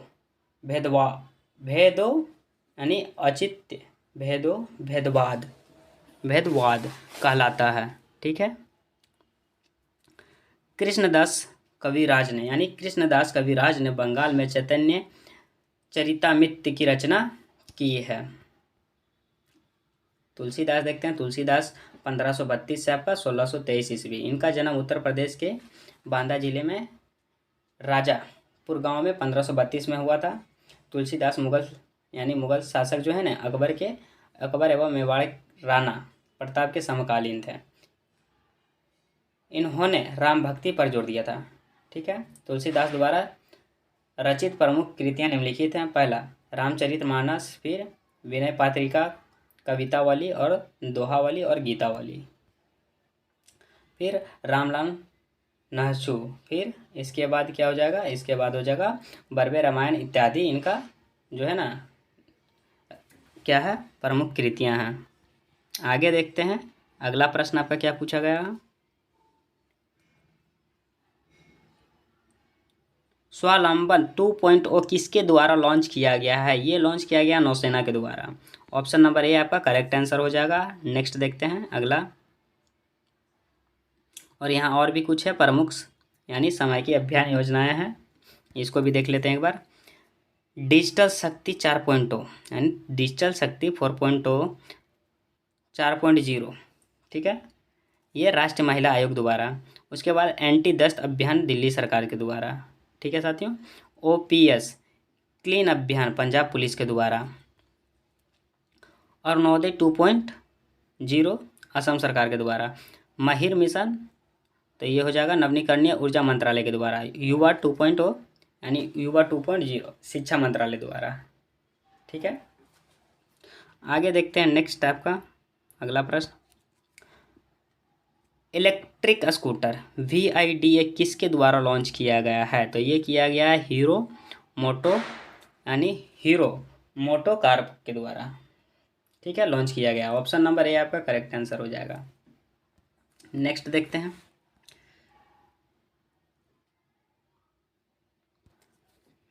अलीनगर की संधि किसके बीच हुआ था? तो अलीनगर की संधि किसके बीच हुआ था? तो अलीनगर का संधि जो हुआ था ना, ब्रिटिश और सिराजुद्दौला के बीच हुआ था। ठीक है, किसके बीच? ब्रिटिश और सिराजुद्दौला के बीच। ऑप्शन नंबर बी आपका करेक्ट आंसर हो जाएगा। अलीनगर की जो संधि है सिराजुद्दौला और ब्रिटिश के बीच हुआ था।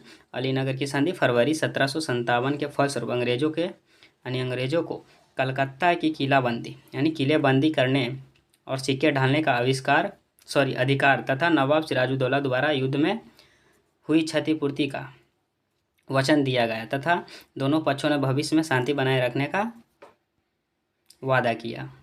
ठीक है, नेक्स्ट आपका क्या पूछा है? तो नेक्स्ट आपका हो जाएगा प्लेइंग इट माई वे की रचना मतलब किसकी रचना है? तो ये है आपका सचिन तेंदुलकर का। Option number A. तो इसमें और भी कुछ प्रमुख है, चलिए वो भी देख लेते हैं। A century is not enough किसका है? Sourav Ganguly. Cricket my style Kapil Dev. ठीक है, उसके बाद गोल्डन गर्ल, तो गोल्डन गर्ल पीटी उषा को, किसको? गोल्डन गर्ल पीटी उषा को कहते हैं। सनी डेज तो सुनील गावस्कर को, सनी डेज के नाम से सुनील गावस्कर को। One day wonders Sunil Gavaskar, क्या हो जाएगा? सुनील गावस्कर। ठीक है, 281 कितना? 281 एंड बियॉन्ड VVS लक्ष्मण, किसको? VVS लक्ष्मण को। पावर शिफ्ट तो पावर शिफ्ट हो जाएगा L1 टोफलर को, किसको? L1 टोफलर को। Helen Keller story of my life. ठीक है, award of love Narendra Modi, यानी award of love Narendra Modi. Amnesty Arvind Adiga, Amnesty क्या हो जाएगा? अरविंद आडिग। ठीक है, आडिग। उसके बाद मिथोलॉजी हो जाएगा रोनाल्ड वर्थ, कौन सा हो जाएगा? Mythology Ronald Worth. Next question देखते हैं आपका। नेक्स्ट क्वेश्चन क्या पूछा है? तो नेक्स्ट क्वेश्चन आपका पूछा है मुगल मेवाड़ संधि, यानी मुगल जो है ना, मेवाड़ संधि कब हुआ? तो मुगल और मेवाड़ का संधि कब हुआ? तो ये हुआ था 1615 में। Option number B. और इसका डिस्कशन क्या कहता है? डिस्कशन भी देख लेते हैं हम लोग। मुगल मेवाड़ संधि 1615 ईस्वी में जहांगीर और राणा अमर सिंह के बीच हुआ था। किसके बीच? जहांगीर और राणा अमर सिंह के बीच हुआ था।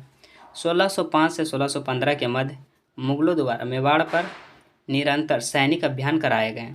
अंततः जो है ना 1615 में मेवाड़ के शासक राणा अमर सिंह ने आत्मसमर्पण कर दिया। मेवाड़ अभियान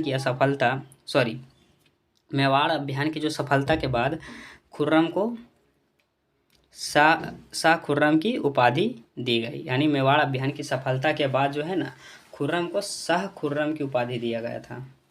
ठीक है, अगला प्रश्न देखते हैं आपका। मंगल पांडे किस नेटिव इन्फेंट्री से संबंधित हैं? तो इसका उत्तर हो जाएगा मंगल पांडे 34 NIA से संबंधित हैं। ऑप्शन नंबर बी आपका सही उत्तर हो जाएगा। नेक्स्ट देखते हैं अगला प्रश्न आपका क्या कहता है।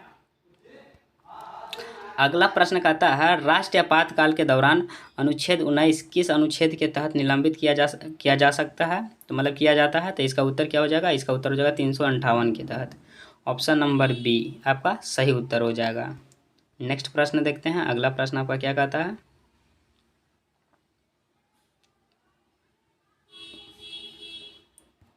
इसमें कहा गया भारतीय संविधान के आपातों उपबंधों के 3 भागों में बांटा गया। तो कौन कौन से भाग? राष्ट्रीय आपात को अनुच्छेद 352, राष्ट्रीय आपात अनुच्छेद जो है ना 352, और राष्ट्रपति, तो राष्ट्रपति शासन ये हो जाएगा आपका अनुच्छेद 356, राज्यों में संवैधानिक तंत्र की विफलता पर लगाया जाता है। ठीक है। वित्तीय आपात 360, वित्तीय आपात अनुच्छेद 360। ठीक है। अब तक 3 बार राष्ट्रीय आपात की उद्घोषणा की जा चुकी है। कितने बार? 3 बार। अगला प्रश्न देखते हैं। बेलाडीला, बेलाडीला की खान किस लिए प्रसिद्ध है? तो बेलाडीला की खान जो प्रसिद्ध है वो आपका लौह के लिए प्रसिद्ध है, यानी लौह अयस्क के लिए बेलाडीला की खान। ऑप्शन नंबर सी, बेलाडीला की खान लौह अयस्क के लिए प्रसिद्ध है। बेलाडीला की खान छत्तीसगढ़ में स्थित है। कहाँ स्थित है? छत्तीसगढ़ में स्थित है। आगे देखते हैं।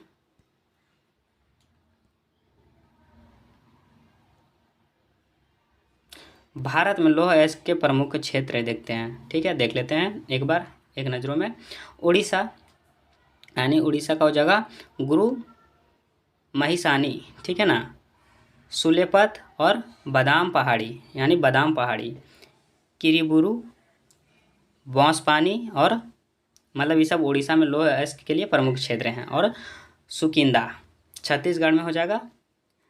दिल्ली, राजहरा, बेलाडीला, दंतेवाड़ा, फिर बस्तर, उसके बाद अरी डोंगरी, और झारखंड में नोआमुंडी, गुआ, पलामू, सिंदरपुरी, यानी सिंदूरपुर, ठीक है, सिंदूरपुर झारखंड का लौह अयस्क के लिए प्रसिद्ध है।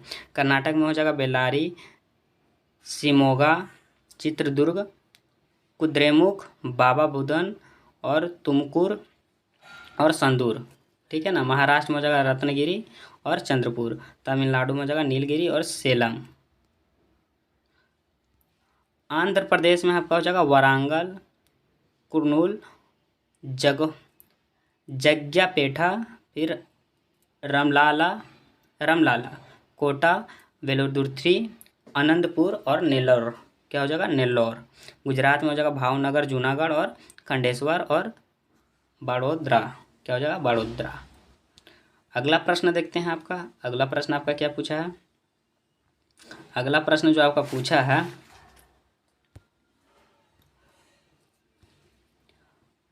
प्रोजेक्ट 75I किससे संबंधित है?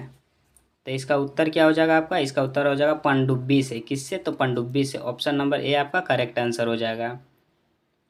ठीक है। ब्रॉन्ज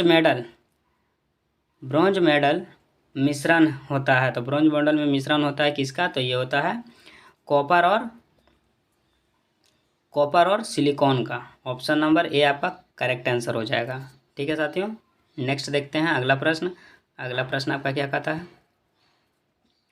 पश्चिमी घाट में प्रचलित कुद्रेमुख क्या है? तो पश्चिमी घाट में प्रसिद्ध कुद्रेमुख क्या है? तो ये एक प्रकार का पर्वत चोटी है। ऑप्शन नंबर सी आपका करेक्ट आंसर हो जाएगा। अगला प्रश्न देखते हैं। आपका अगला प्रश्न क्या कहता है? भारत का एकमात्र तैरता हुआ राष्ट्रीय उद्यान है तो Keibul Lamjao. Option number B आपका सही उत्तर हो जाएगा। ठीक है ना, ये पड़ता है मणिपुर में। सॉरी, राष्ट्रीय उद्यान किम लामजाओ या राष्ट्रीय उद्यान जो है ना मणिपुर में। कहाँ? मणिपुर के लोकटक झील में स्थित है। उसके बाद राष्ट्रीय उद्यान का 2/3 भाग फुमडी यानी मिट्टी तथा बायोमास से निर्मित तैरता हुआ दलदल द्वारा निर्मित है। यह उद्यान संगाई हिरन के लिए प्रसिद्ध है। कौन सा हिरन के लिए? संगाई हिरन के लिए प्रसिद्ध है। नेक्स्ट देखते हैं अगला प्रश्न आपका। अगला प्रश्न कहता है निम्नलिखित में से किस संस्था को आरबीआई विनियमन नहीं करता है? तो इसका उत्तर क्या हो जाएगा आपका? इसका उत्तर हो जाएगा गैर बैंकिंग वित्तीय कंपनी। ऑप्शन नंबर बी आपका करेक्ट आंसर हो जाएगा। नेक्स्ट देखते हैं निम्नलिखित में से कौन सा राज्य क्षेत्रफल के अनुसार सबसे बड़ा है? तो इसका उत्तर आपका हो जाएगा राजस्थान। क्षेत्रफल के अनुसार पूछ रहा साथियों तो राजस्थान।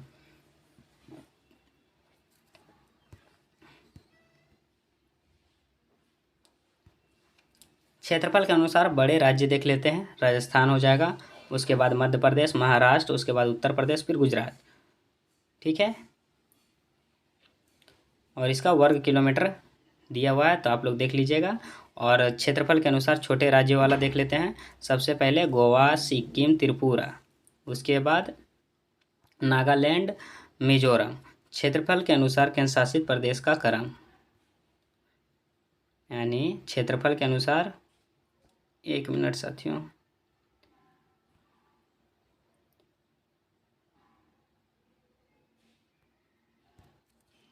क्षेत्रफल के अनुसार केंद्र शासित प्रदेश, यानी केंद्र शासित प्रदेश का क्रम देख लेते हैं। लद्दाख, जम्मू कश्मीर, उसके बाद अंडमान निकोबार, दिल्ली, दादर नगर हवेली, उसके बाद पुदुचेरी, चंडीगढ़, लक्षद्वीप। ठीक है, 8वां नंबर पे कौन सा आ जाएगा? लक्षद्वीप। नेक्स्ट देखते हैं, नोट में क्या कहता है। नोट में कह रहा बिहार जो है ना, क्षेत्रफल के आधार पर भारत का 12वां स्थान, मतलब 12वां राज्य जो है, ब्रह्मा राज्य है। इसका क्षेत्रफल 94,163 वर्ग किलोमीटर है। ठीक है, इसके बाद है आपका इंग्लिश का प्रश्न आ गया है। ठीक है ना, इंग्लिश का प्रश्न आ गया। इसको क्या करना है? Change the flowing sentence into passive voice from the option given वेलो। आई ईट ए बनाना एवरी डे, तो इसका आंसर हो जाएगा A, banana is eaten by me every day. Option number C आपका करेक्ट आंसर हो जाएगा। ठीक है साथियों, अगला प्रश्न देखते हैं आपका।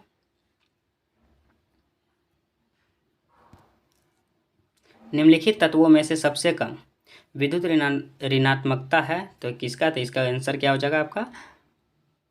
इसका आंसर आपका हो जाएगा सी एस की। ऑप्शन नंबर बी आपका सही उत्तर हो जाएगा। निम्नलिखित तत्वों में से सी एस की विद्युत ऋणात्मकता सबसे कम है। क्या हो जाएगा? विद्युत ऋणात्मकता सबसे कम है। एक तरफ विद्युत ऋणात्मकता है, एक तरफ तत्व है, तो लिथियम 0.98 और सीजियम का, यानी सी एस का सीजियम क्या हो जाएगा? सॉरी, सीजियम का 0.79। ठीक है,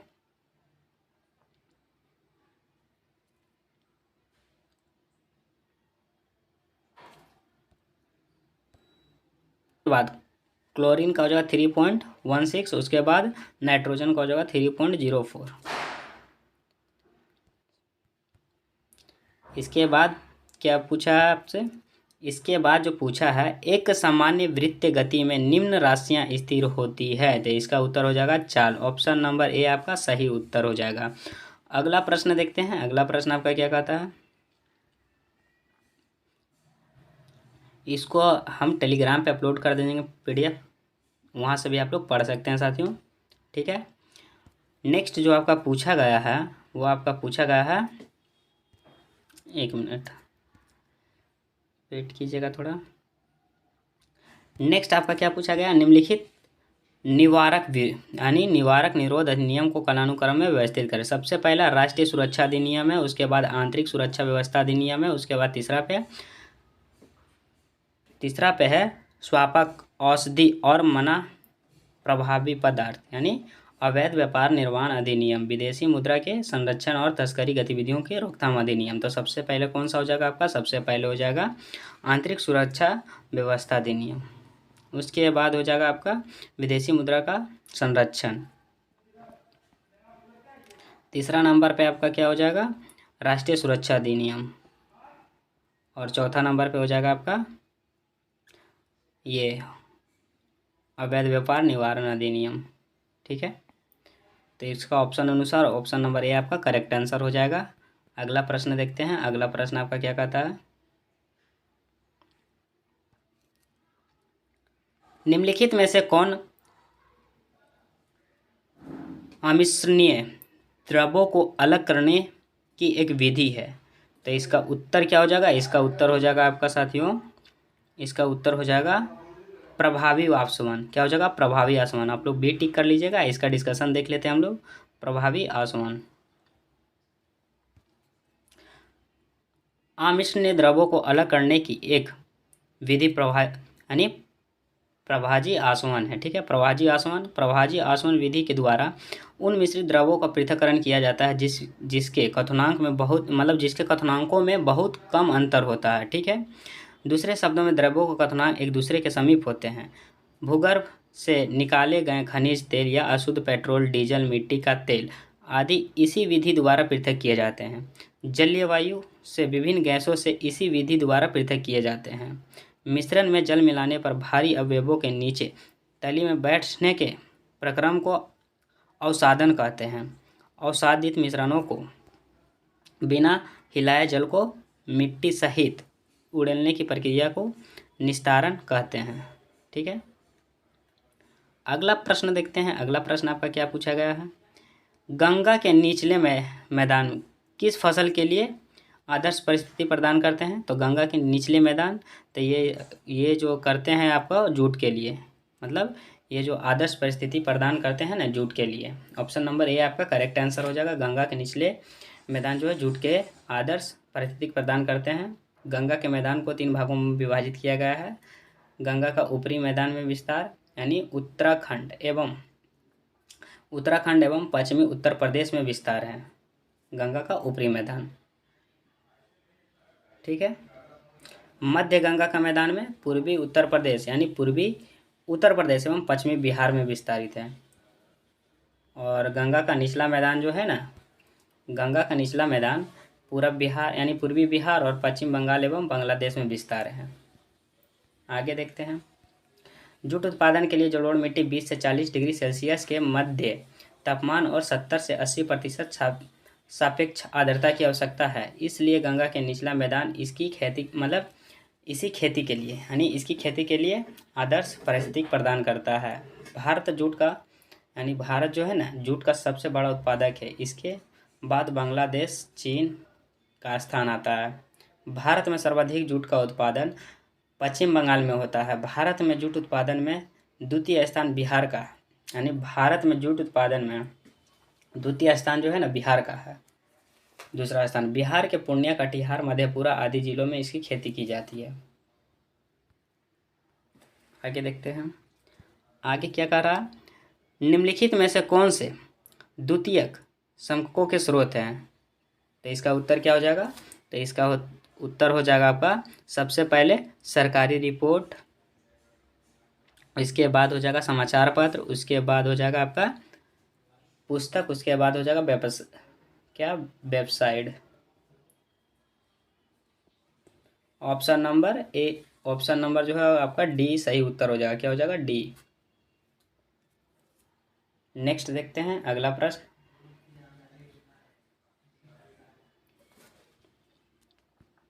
अगला प्रश्न आपका क्या पूछता है?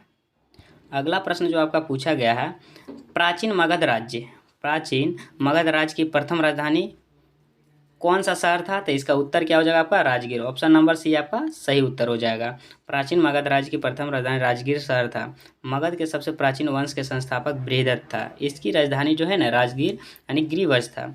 हर्यक वंश का उदयन मगध की राजधानी की राजगिरी यानी जो हर्यक वंश का जो है ना उदयन मगध की राजधानी जो है राजगीर से पाटलिपुत्रा यानी पटना स्थानांतरित किया।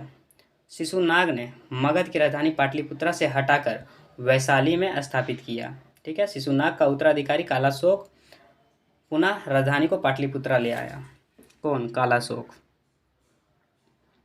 अगला प्रश्न देखते हैं साथियों। निम्नलिखित में से कौन प्रोटोजोआ जनित रोग है? तो प्रोटोजोआ जनित रोग है आपका कालाजार। ऑप्शन नंबर सी आपका सही आंसर हो जाएगा। नेक्स्ट देखते हैं अगला प्रश्न आपका।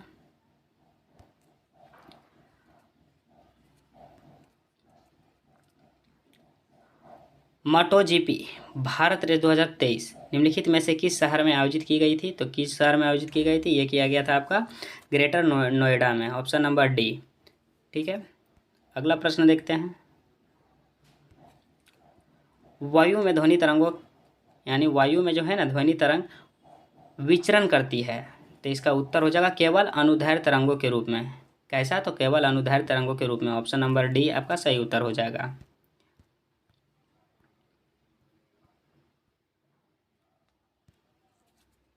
भारत के रक्षा मंत्रालय द्वारा माइक्रोसॉफ्ट ऑपरेटिंग सिस्टम को बदलकर कौन सा ऑपरेटिंग सिस्टम लेने जा रहा है? तो इसका उत्तर क्या हो जाएगा आपका? Maya. Option number B. Bharat में रक्षा मंत्रालय द्वारा माइक्रोसॉफ्ट ऑपरेटिंग सिस्टम को बदलकर माया नामक ऑपरेटिंग सिस्टम लेने जा रहा है। माया ऑपरेटिंग सिस्टम 2021 में DRDO द्वारा विकसित ऑपरेटिंग सिस्टम है, जिसे 15 अगस्त 2023 के बाद लागू किया गया था। यह रक्षा मंत्रालय के कंप्यूटरों के लिए सुरक्षित के भ्रामक परतें बना सकता है, उन्हें साइबर हमलों से छिपा सकता है। ठीक है। यह विदेशी देशों द्वारा ऑनलाइन खतरों के खिलाफ बाधा के रूप में कार्य करने के लिए चक्रव्यूह नामक एक अंतिम बिंदु पहचान और सुरक्षा प्रणाली द्वारा संचालित है। ठीक है। आगे देखते हैं अगला प्रश्न आपका क्या पूछा है। वर्ष 2011 में भारत में किस केंद्र शासित प्रदेश में लिंगानुपात न्यूनतम रहा? तो इसका उत्तर हो जाएगा आपका दमन एवं दीव का। ठीक है, न्यूनतम रहा। ऑप्शन नंबर बी आपका सही उत्तर हो जाएगा। और इसका डिस्कशन क्या कहता है, चलिए वो भी देख लेते हैं हम लोग। वर्ष 2011 में भारत के दमन और दीव केंद्र शासित प्रदेश में लिंगानुपात न्यूनतम रहा था। 2011 जनगणना के अनुसार सर्वाधिक लिंगानुपात वाला केंद्र शासित प्रदेश जो है ना, पुदुचेरी 1037। लिंगानुपात में द्वितीय स्थान पर लक्षद्वीप 947 केंद्र शासित प्रदेश हैं, मानी लक्षद्वीप में है ना 947। न्यूनतम लिंगानुपात वाला केंद्र शासित प्रदेश दमन और दीव 618 है। और सर्वाधिक लिंगानुपात वाले 5 राज्य केरल 1084, तमिलनाडु में 996, आंध्र प्रदेश में 993, मणिपुर में 992, छत्तीसगढ़ में 991। और न्यूनतम लिंगानुपात वाले 5 राज्य हरियाणा में 879, जम्मू कश्मीर में 889, सिक्किम में 890, पंजाब में 895 और उत्तर प्रदेश में आपका 912। ठीक है। अगला प्रश्न देखते हैं साथियों। अगला प्रश्न आपका क्या है। त्रिज्या ए तथा ऊंचाई बी वाले एक लंबवृत्तीय बेलन के वक्री सतह का क्षेत्रफल, तो क्षेत्रफल पूछ रहा है, तो इसका हो जाएगा आपका 2πab। ऑप्शन नंबर ए आपका करेक्ट आंसर हो जाएगा साथियों। अगला प्रश्न, बहुत ठंडे मौसम में टीन ऐसा निम्न यानी टीन जो है ना, निम्न में से किस कारण से पाउडर में बदल जाता है? यानी बहुत ठंडे मौसम में टीन जो है ना, निम्न में से किस कारण से पाउडर में बदल जाता है? तो इसका आंसर क्या हो जाएगा आपका कम तापमान पर टीन ऑक्साइड, एक मिनट साथियों, टीन ऑक्सीकरण के निर्माण के कारण, किस कारण साथियों? कम तापमान पर जो है ना टीन ऑक्सीकरण के निर्माण के कारण। ऑप्शन नंबर बी आपका करेक्ट आंसर हो जाएगा। इसका डिस्कशन देख लेते हैं। टीन ऑक्सीकरण के कारण सर्दियों में टीन जो ढाल है ना पाउडर में परिवर्तित हो जाता है। किस कारण से? तो टीन ऑक्सीकरण के कारण। तो इसका समीकरण क्या हो जाएगा? Sn+2O2, तो SnO2। ठीक है। नेक्स्ट देख लेते हैं अगला प्रश्न। अगला प्रश्न आपका क्या कहता है। नॉर्वे शतरंज विल्टज टूर्नामेंट में किस भारतीय शतरंज खिलाड़ी ने मैग्नस कार्ल्स को हराया? तो इसका उत्तर आपका हो जाएगा डी गुकेश। क्या हो जाएगा? D Gukesh. Option number D आपका सही उत्तर हो जाएगा। ठीक है। अगला प्रश्न आपका क्या कहता है। पूर्ति के नियम के अनुसार एक वस्तु की कीमत एवं उसकी पूर्ति मात्रा के मध्य संबंध होता है, तो कौन सा? धनात्मक। ऑप्शन नंबर सी आपका सही उत्तर हो जाएगा।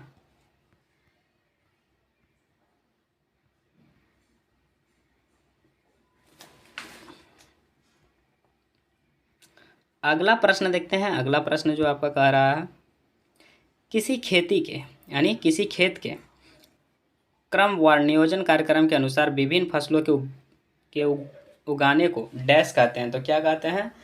फसल चक्र। क्या कहते हैं? फसल चक्र। ऑप्शन नंबर सी आपका सही उत्तर हो जाएगा। अगला प्रश्न देखते हैं। रुपया यानी मुद्रा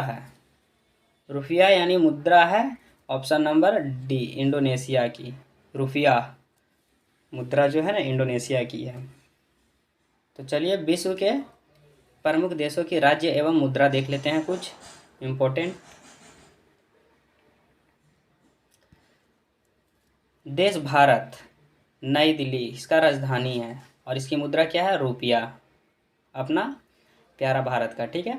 बांग्लादेश का राजधानी ढाका। ढाका में जो मुद्रा है ढाका का वो है आपका टका। भूटान का राजधानी थिम्पू। थिम्पू का जो मुद्रा है वो है न्यूट्रम। फिर बहरीन का हो जाएगा मनामा, बहरीन का मनामा मुद्रा क्या है? दिनार। मंगोलिया की राजधानी उलान बटोर, उलान बटोर की यानी मंगोलिया की जो मुद्रा है तुगरिक है। मलेशिया का कोलालमपुर, इसका जो मुद्रा है रिंगिट। मालदीव माले, इसका राजधानी मालदीव का माले, इसकी मुद्रा क्या है? रुफिया, रुफिया। ठीक है। लाओस की राजधानी वियतनाम, वियतनाम। ठीक है, लाओस की राजधानी वियतनाम की राजधानी क्या है? लाओस की राजधानी जो सॉरी मुद्रा जो है वो आपका है न्यूकी पलाओ। और फिर वियतनाम का हनोई, वियतनाम की राजधानी हनोई, इसका मुद्रा क्या है? डांग। थाईलैंड की राजधानी बैंकॉक, बैंकॉक में क्या चलता है? बहत, मुद्रा क्या है बैंकॉक का? बहत। अगला देखते हैं, अगला प्रश्न आपका क्या पूछा गया है। अगला प्रश्न जो आपका पूछा गया है, कच्चा माल सम्मिलित किया जाता है, तो कच्चा माल सम्मिलित किया जाता है कार्यशील पूंजी में। कहाँ पे कच्चा माल सम्मिलित किया जाता है? कार्यशील पूंजी में। ऑप्शन नंबर बी आपका सही उत्तर हो जाएगा। अगला प्रश्न देखते हैं, अगला प्रश्न आपका क्या पूछ रहा?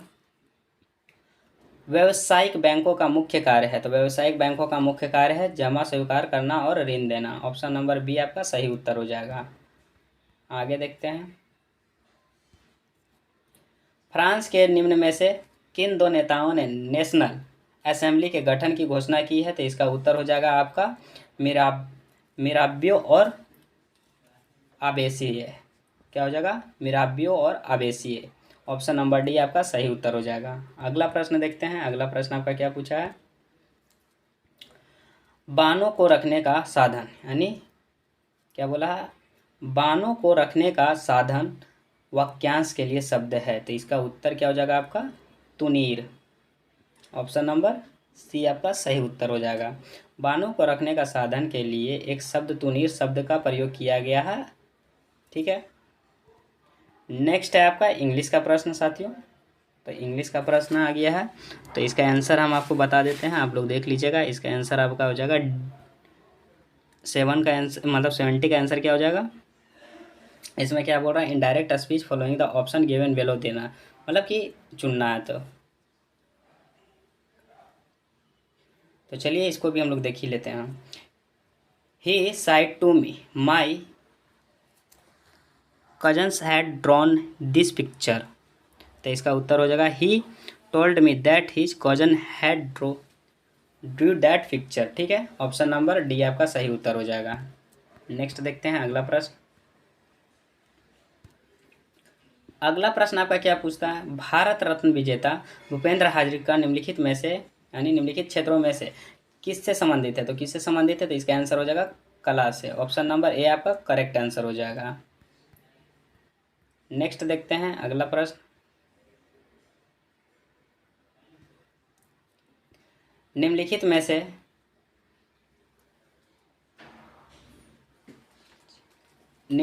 से अन्नपच्य शर्करा है तो कौन? तो सुक्रोज। ऑप्शन नंबर बी आपका करेक्ट आंसर हो जाएगा। ठीक है। अगला प्रश्न देखते हैं, मुख्यमंत्री के कार्य व शक्तियों का उल्लेख भारतीय संविधान के किस अनुच्छेद में मिलता है, तो इसका उत्तर आपका हो जाएगा ऑप्शन नंबर बी अनुच्छेद 167 में। किसमें? अनुच्छेद 167 में। नेक्स्ट देखते हैं अगला प्रश्न आपका। अगला प्रश्न आपका क्या कहता है, आंत में पाचन के पश्चात अवशोषित वसा का वाहन किया जाता है, तो इसका उत्तर क्या हो जाएगा?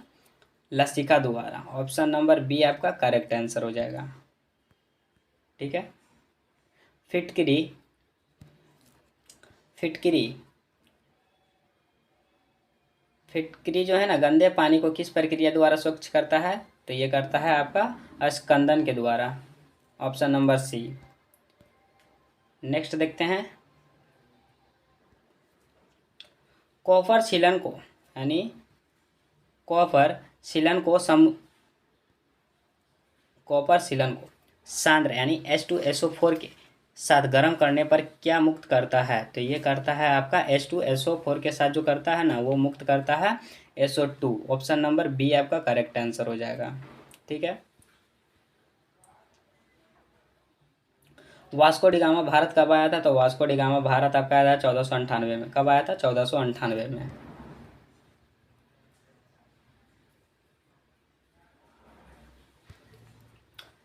गंगा के मैदान के नवीन जलोढ़ निक्षेपों को डैश कहते हैं, तो क्या कहते हैं, गंगा के मैदान के नवीन जलोढ़ के निक्षेपों को कहते हैं खादर। Option number B. नेक्स्ट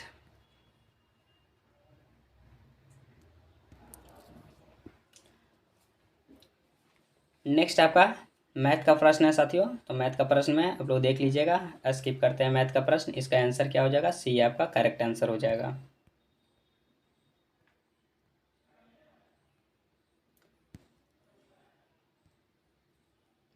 निम्नलिखित में से किस दिन को विश्व पृथ्वी दिवस के रूप में मनाया जाता है, तो विश्व पृथ्वी दिवस जो मनाया जाता है 22 अप्रैल को। कब, 22 अप्रैल को। ऑप्शन नंबर सी आपका करेक्ट आंसर हो जाएगा। चलिए कुछ महत्वपूर्ण दिवस देख लेते हैं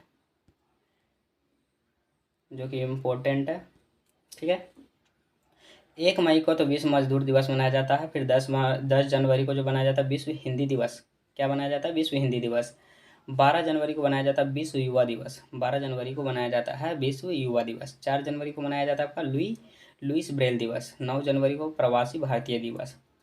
24 जनवरी को राष्ट्रीय बालिका दिवस। 24 जनवरी को राष्ट्रीय बालिका दिवस। 30 जनवरी को कुष्ठ निवारण दिवस यानी शहीद दिवस। 4 फरवरी को विश्व कैंसर दिवस। फिर 18 मार्च को जो बनाया जाता है ना आपका आयुध निर्माण दिवस। ठीक है, 18 अप्रैल को विश्व विरासत दिवस। 23 अप्रैल को विश्व पुस्तक एवं कॉपीराइट दिवस। ठीक है, और 28 अप्रैल को बनाया जाता है विश्व क्रांति दिवस। 29 दिसंबर को बनाया जाता है गोवा मुक्त दिवस। और 24 दिसंबर को बनाया जाता है आपका राष्ट्रीय उपभोक्ता दिवस। वर्ष 1970 से पृथ्वी दिवस मनाने की शुरुआत की गई। ठीक है, नेक्स्ट देखते हैं 81 नंबर। 81 नंबर का प्रश्न क्या कहता है,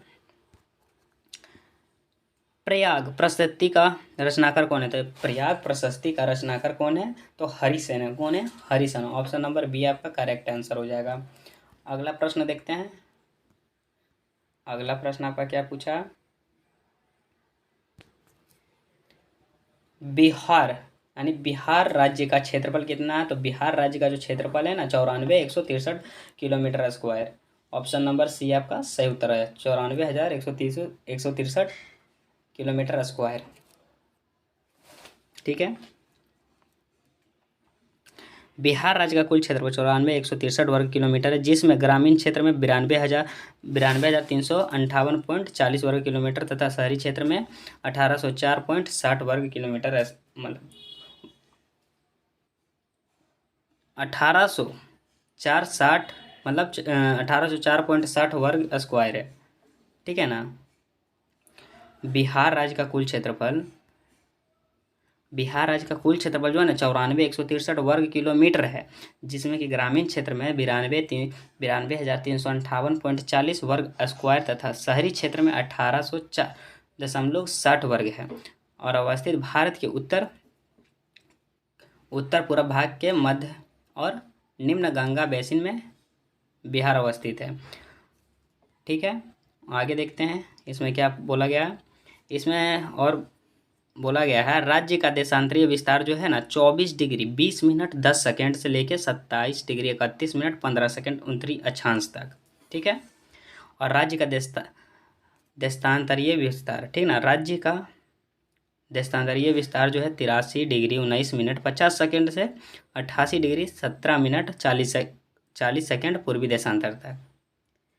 यानी इसका जो देशांतरीय विस्तार है ना वो है 83 डिग्री 19 मिनट 50 सेकेंड से 88 डिग्री 17 मिनट 40 सेकेंड पूर्वी देशांतर है। इसका उत्तरी वाला हो जाएगा 24 डिग्री 20 मिनट 10 सेकेंड से 27 डिग्री 31 मिनट 15 सेकेंड। ठीक है, इसको आप लोग ध्यान दीजिएगा, इसमें ज़्यादा कन्फ्यूजन होता है। बिहार का आकार जो है ना लगभग आयताकार है। बिहार का आकार कैसा है, लगभग आयताकार है। ठीक है साथियों, ऐसा कुछ है बिहार का नक्शा। ठीक है, नेक्स्ट देखते हैं अगला। निम्नलिखित में से जीवाणु जनित रोग को पहचानिए व सही विकल्प को चुनिए। तो इसका आंसर क्या हो जाएगा, इसका आंसर आपका हो जाएगा आपका हैजा और मस्तिका वरण शोध। ऑप्शन नंबर बी आप ए भी हो जाएगा और बी भी हो जाएगा। क्या हो जाएगा? दोनों। कुष्ठ रोग यानी टिटनेस और हैजा मस्तिका वरण शोध। ऑप्शन नंबर बी आपका करेक्ट आंसर हो जाएगा। नेक्स्ट,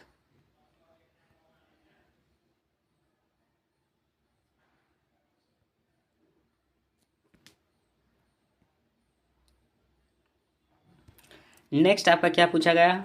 1991 में भारत में आर्थिक सुधारों को अपनाने का मुख्य व तत्कालिक कारण क्या था?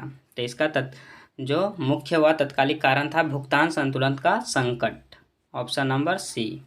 1991 में भारत में आर्थिक सुधारों को अपनाने व मुख्य तत्कालिक कारणों को भुगतान संतुलन का संकट था। ठीक है। वर्ष 1951 के सुधार भारत के स्वतंत्रता के बाद के इतिहास में एक ऐतिहासिक क्षण था जिसने अर्थव्यवस्था की प्रकृति को मौलिक तरीकों में बदल दिया। ठीक है।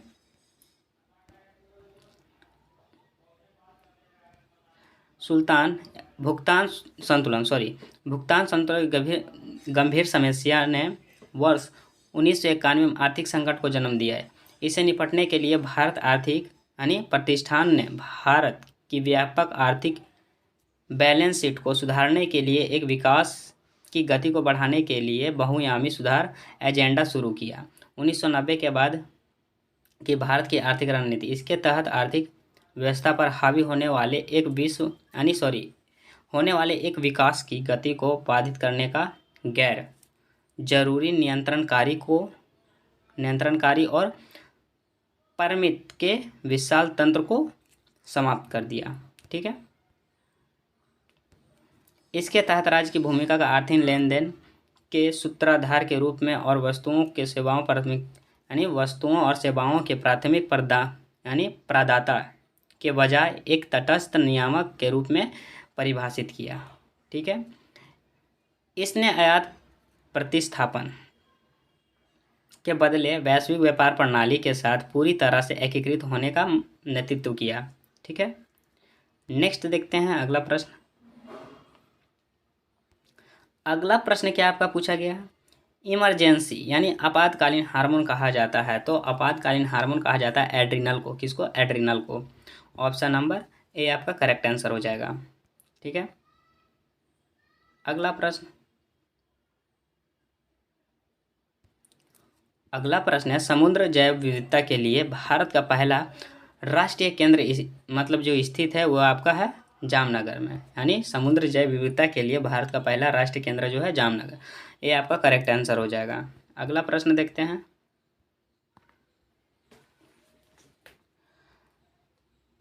अगला प्रश्न आपका क्या कहता है? अंत्योदय अन्न योजना कब लागू की गई? ये 2000 में किया गया। कब लागू किया गया था? अंत्योदय योजना 2000 में लागू किया गया था। नेक्स्ट देखते हैं अगला।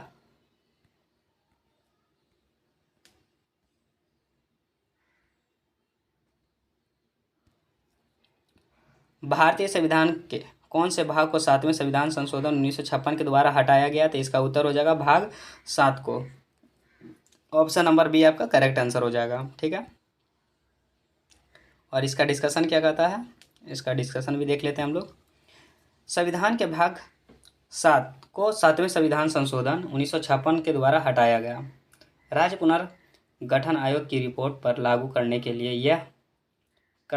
यह संशोधन अधिनियम पारित किया गया था। 7वें संविधान संशोधन द्वारा 238 को निरस्त कर दिया गया। इस संशोधन के द्वारा क, ख, ग, घ श्रेणी के राज्यों का वर्गीकरण समाप्त कर पूरे भारत को 14 राज्य और 6 संघ राज्य क्षेत्रों में विभाजित कर दिया गया। ठीक है। इन राज्यों के नामों और सीमाओं का उल्लेख करते हुए इस पहले की प्रथम अनुसूची के स्थान पर एक नई अनुसूची के अतः स्थापित किया गया। संविधान के भाग 5 में संघ की कार्यपालिका संसद, ठीक है, राष्ट्र संघ, संविधान के भाग 5 में संघ की कार्यपालिका संसद, राष्ट्रपति, संघ की न्यायपालिका और भारत का नियंत्रक एवं महालेखा परीक्षक का उल्लेख है। इसे अनुच्छेद 52 से 151 तक रखा गया है। इसके बाद संविधान के भाग 6 में राज्य से संबंधित उपबंध का उल्लेख अनुच्छेद 152 से 237 तक में किया गया है। संविधान के भाग 8 में संघ राज्य क्षेत्र का उल्लेख किया गया, जिसे अनुच्छेद 239 से 242 तक रखा गया है। ठीक है, आगे देखते हैं अगला प्रश्न। अगला प्रश्न आपका क्या पूछा गया है? प्रक्षेप जिसमें केंद्र से यानी प्रक्षेप जिसमें केंद्र से सभी बिंदुओं की दिशाओं को सही सही दर्शाया जाता है, डैश प्रक्षेपण कहलाता है। तो इसका उत्तर हो जाएगा दिंगसीय। क्या हो जाएगा? दिंगसीय। दिंगसीय प्रक्षेप यह वह प्रक्षेप है जिसमें केंद्र से सभी बिंदुओं की दिशाओं को सही सही दर्शाया जाता है।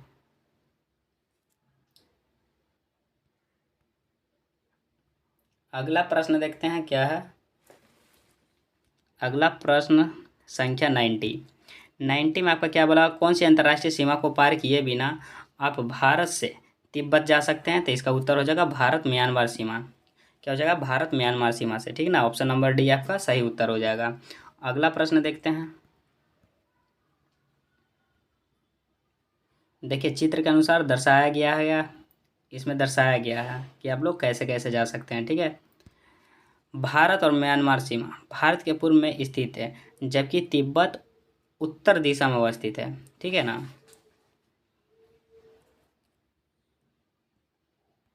आगे देखते हैं अगला प्रश्न। अगला प्रश्न आपका कह रहा है, यदि सीमांत उपभोग प्रवृत्ति यानी MPC 0.8 है तो गुणांक का इसका मान होगा। तो इसका उत्तर क्या हो जाएगा? तो इसका उत्तर आपका हो जाएगा 5। ठीक है, और कैसे निकलेगा ये मेथड आपका दिया हुआ है, देख लीजिए, आप लोग PDF से देख लीजिएगा। ठीक है, अगला जो प्रश्न है आपका मैथ से पूछा गया है। किससे? मैथ से। तो मैथ का आंसर हमको बता देते हैं, स्किप करते हुए चलते हैं इसको बताकर। 92 का आंसर क्या आएगा? डी आपका सही उत्तर हो जाएगा, 64.10 रुपया।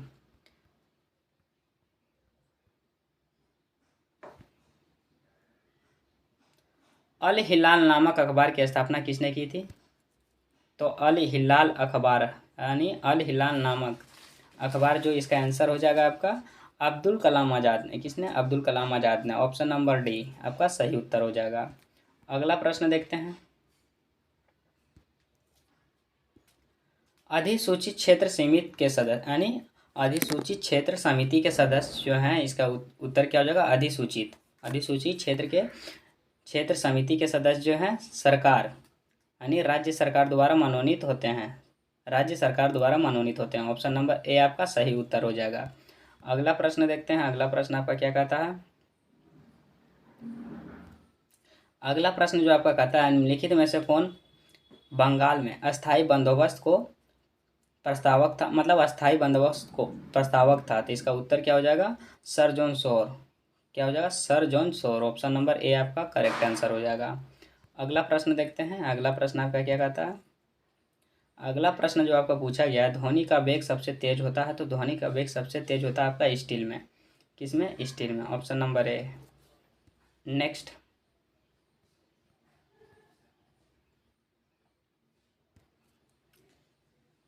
भारतीय संविधान की उद्देशिका में संशोधन किया गया। तो इसका उत्तर क्या हो जाएगा? 42वें संशोधन द्वारा। ऑप्शन नंबर सी आपका करेक्ट आंसर हो जाएगा। नेक्स्ट आपका मैथ का प्रश्न आ गया। तो 98 का आंसर क्या हो जाएगा आपका? तो 98 का आंसर आपका हो जाएगा ए आपका करेक्ट आंसर हो जाएगा। क्या हो जाएगा? ए आपका 98 का आंसर आपका ए हो जाएगा। नेक्स्ट देखते हैं अगला प्रश्न।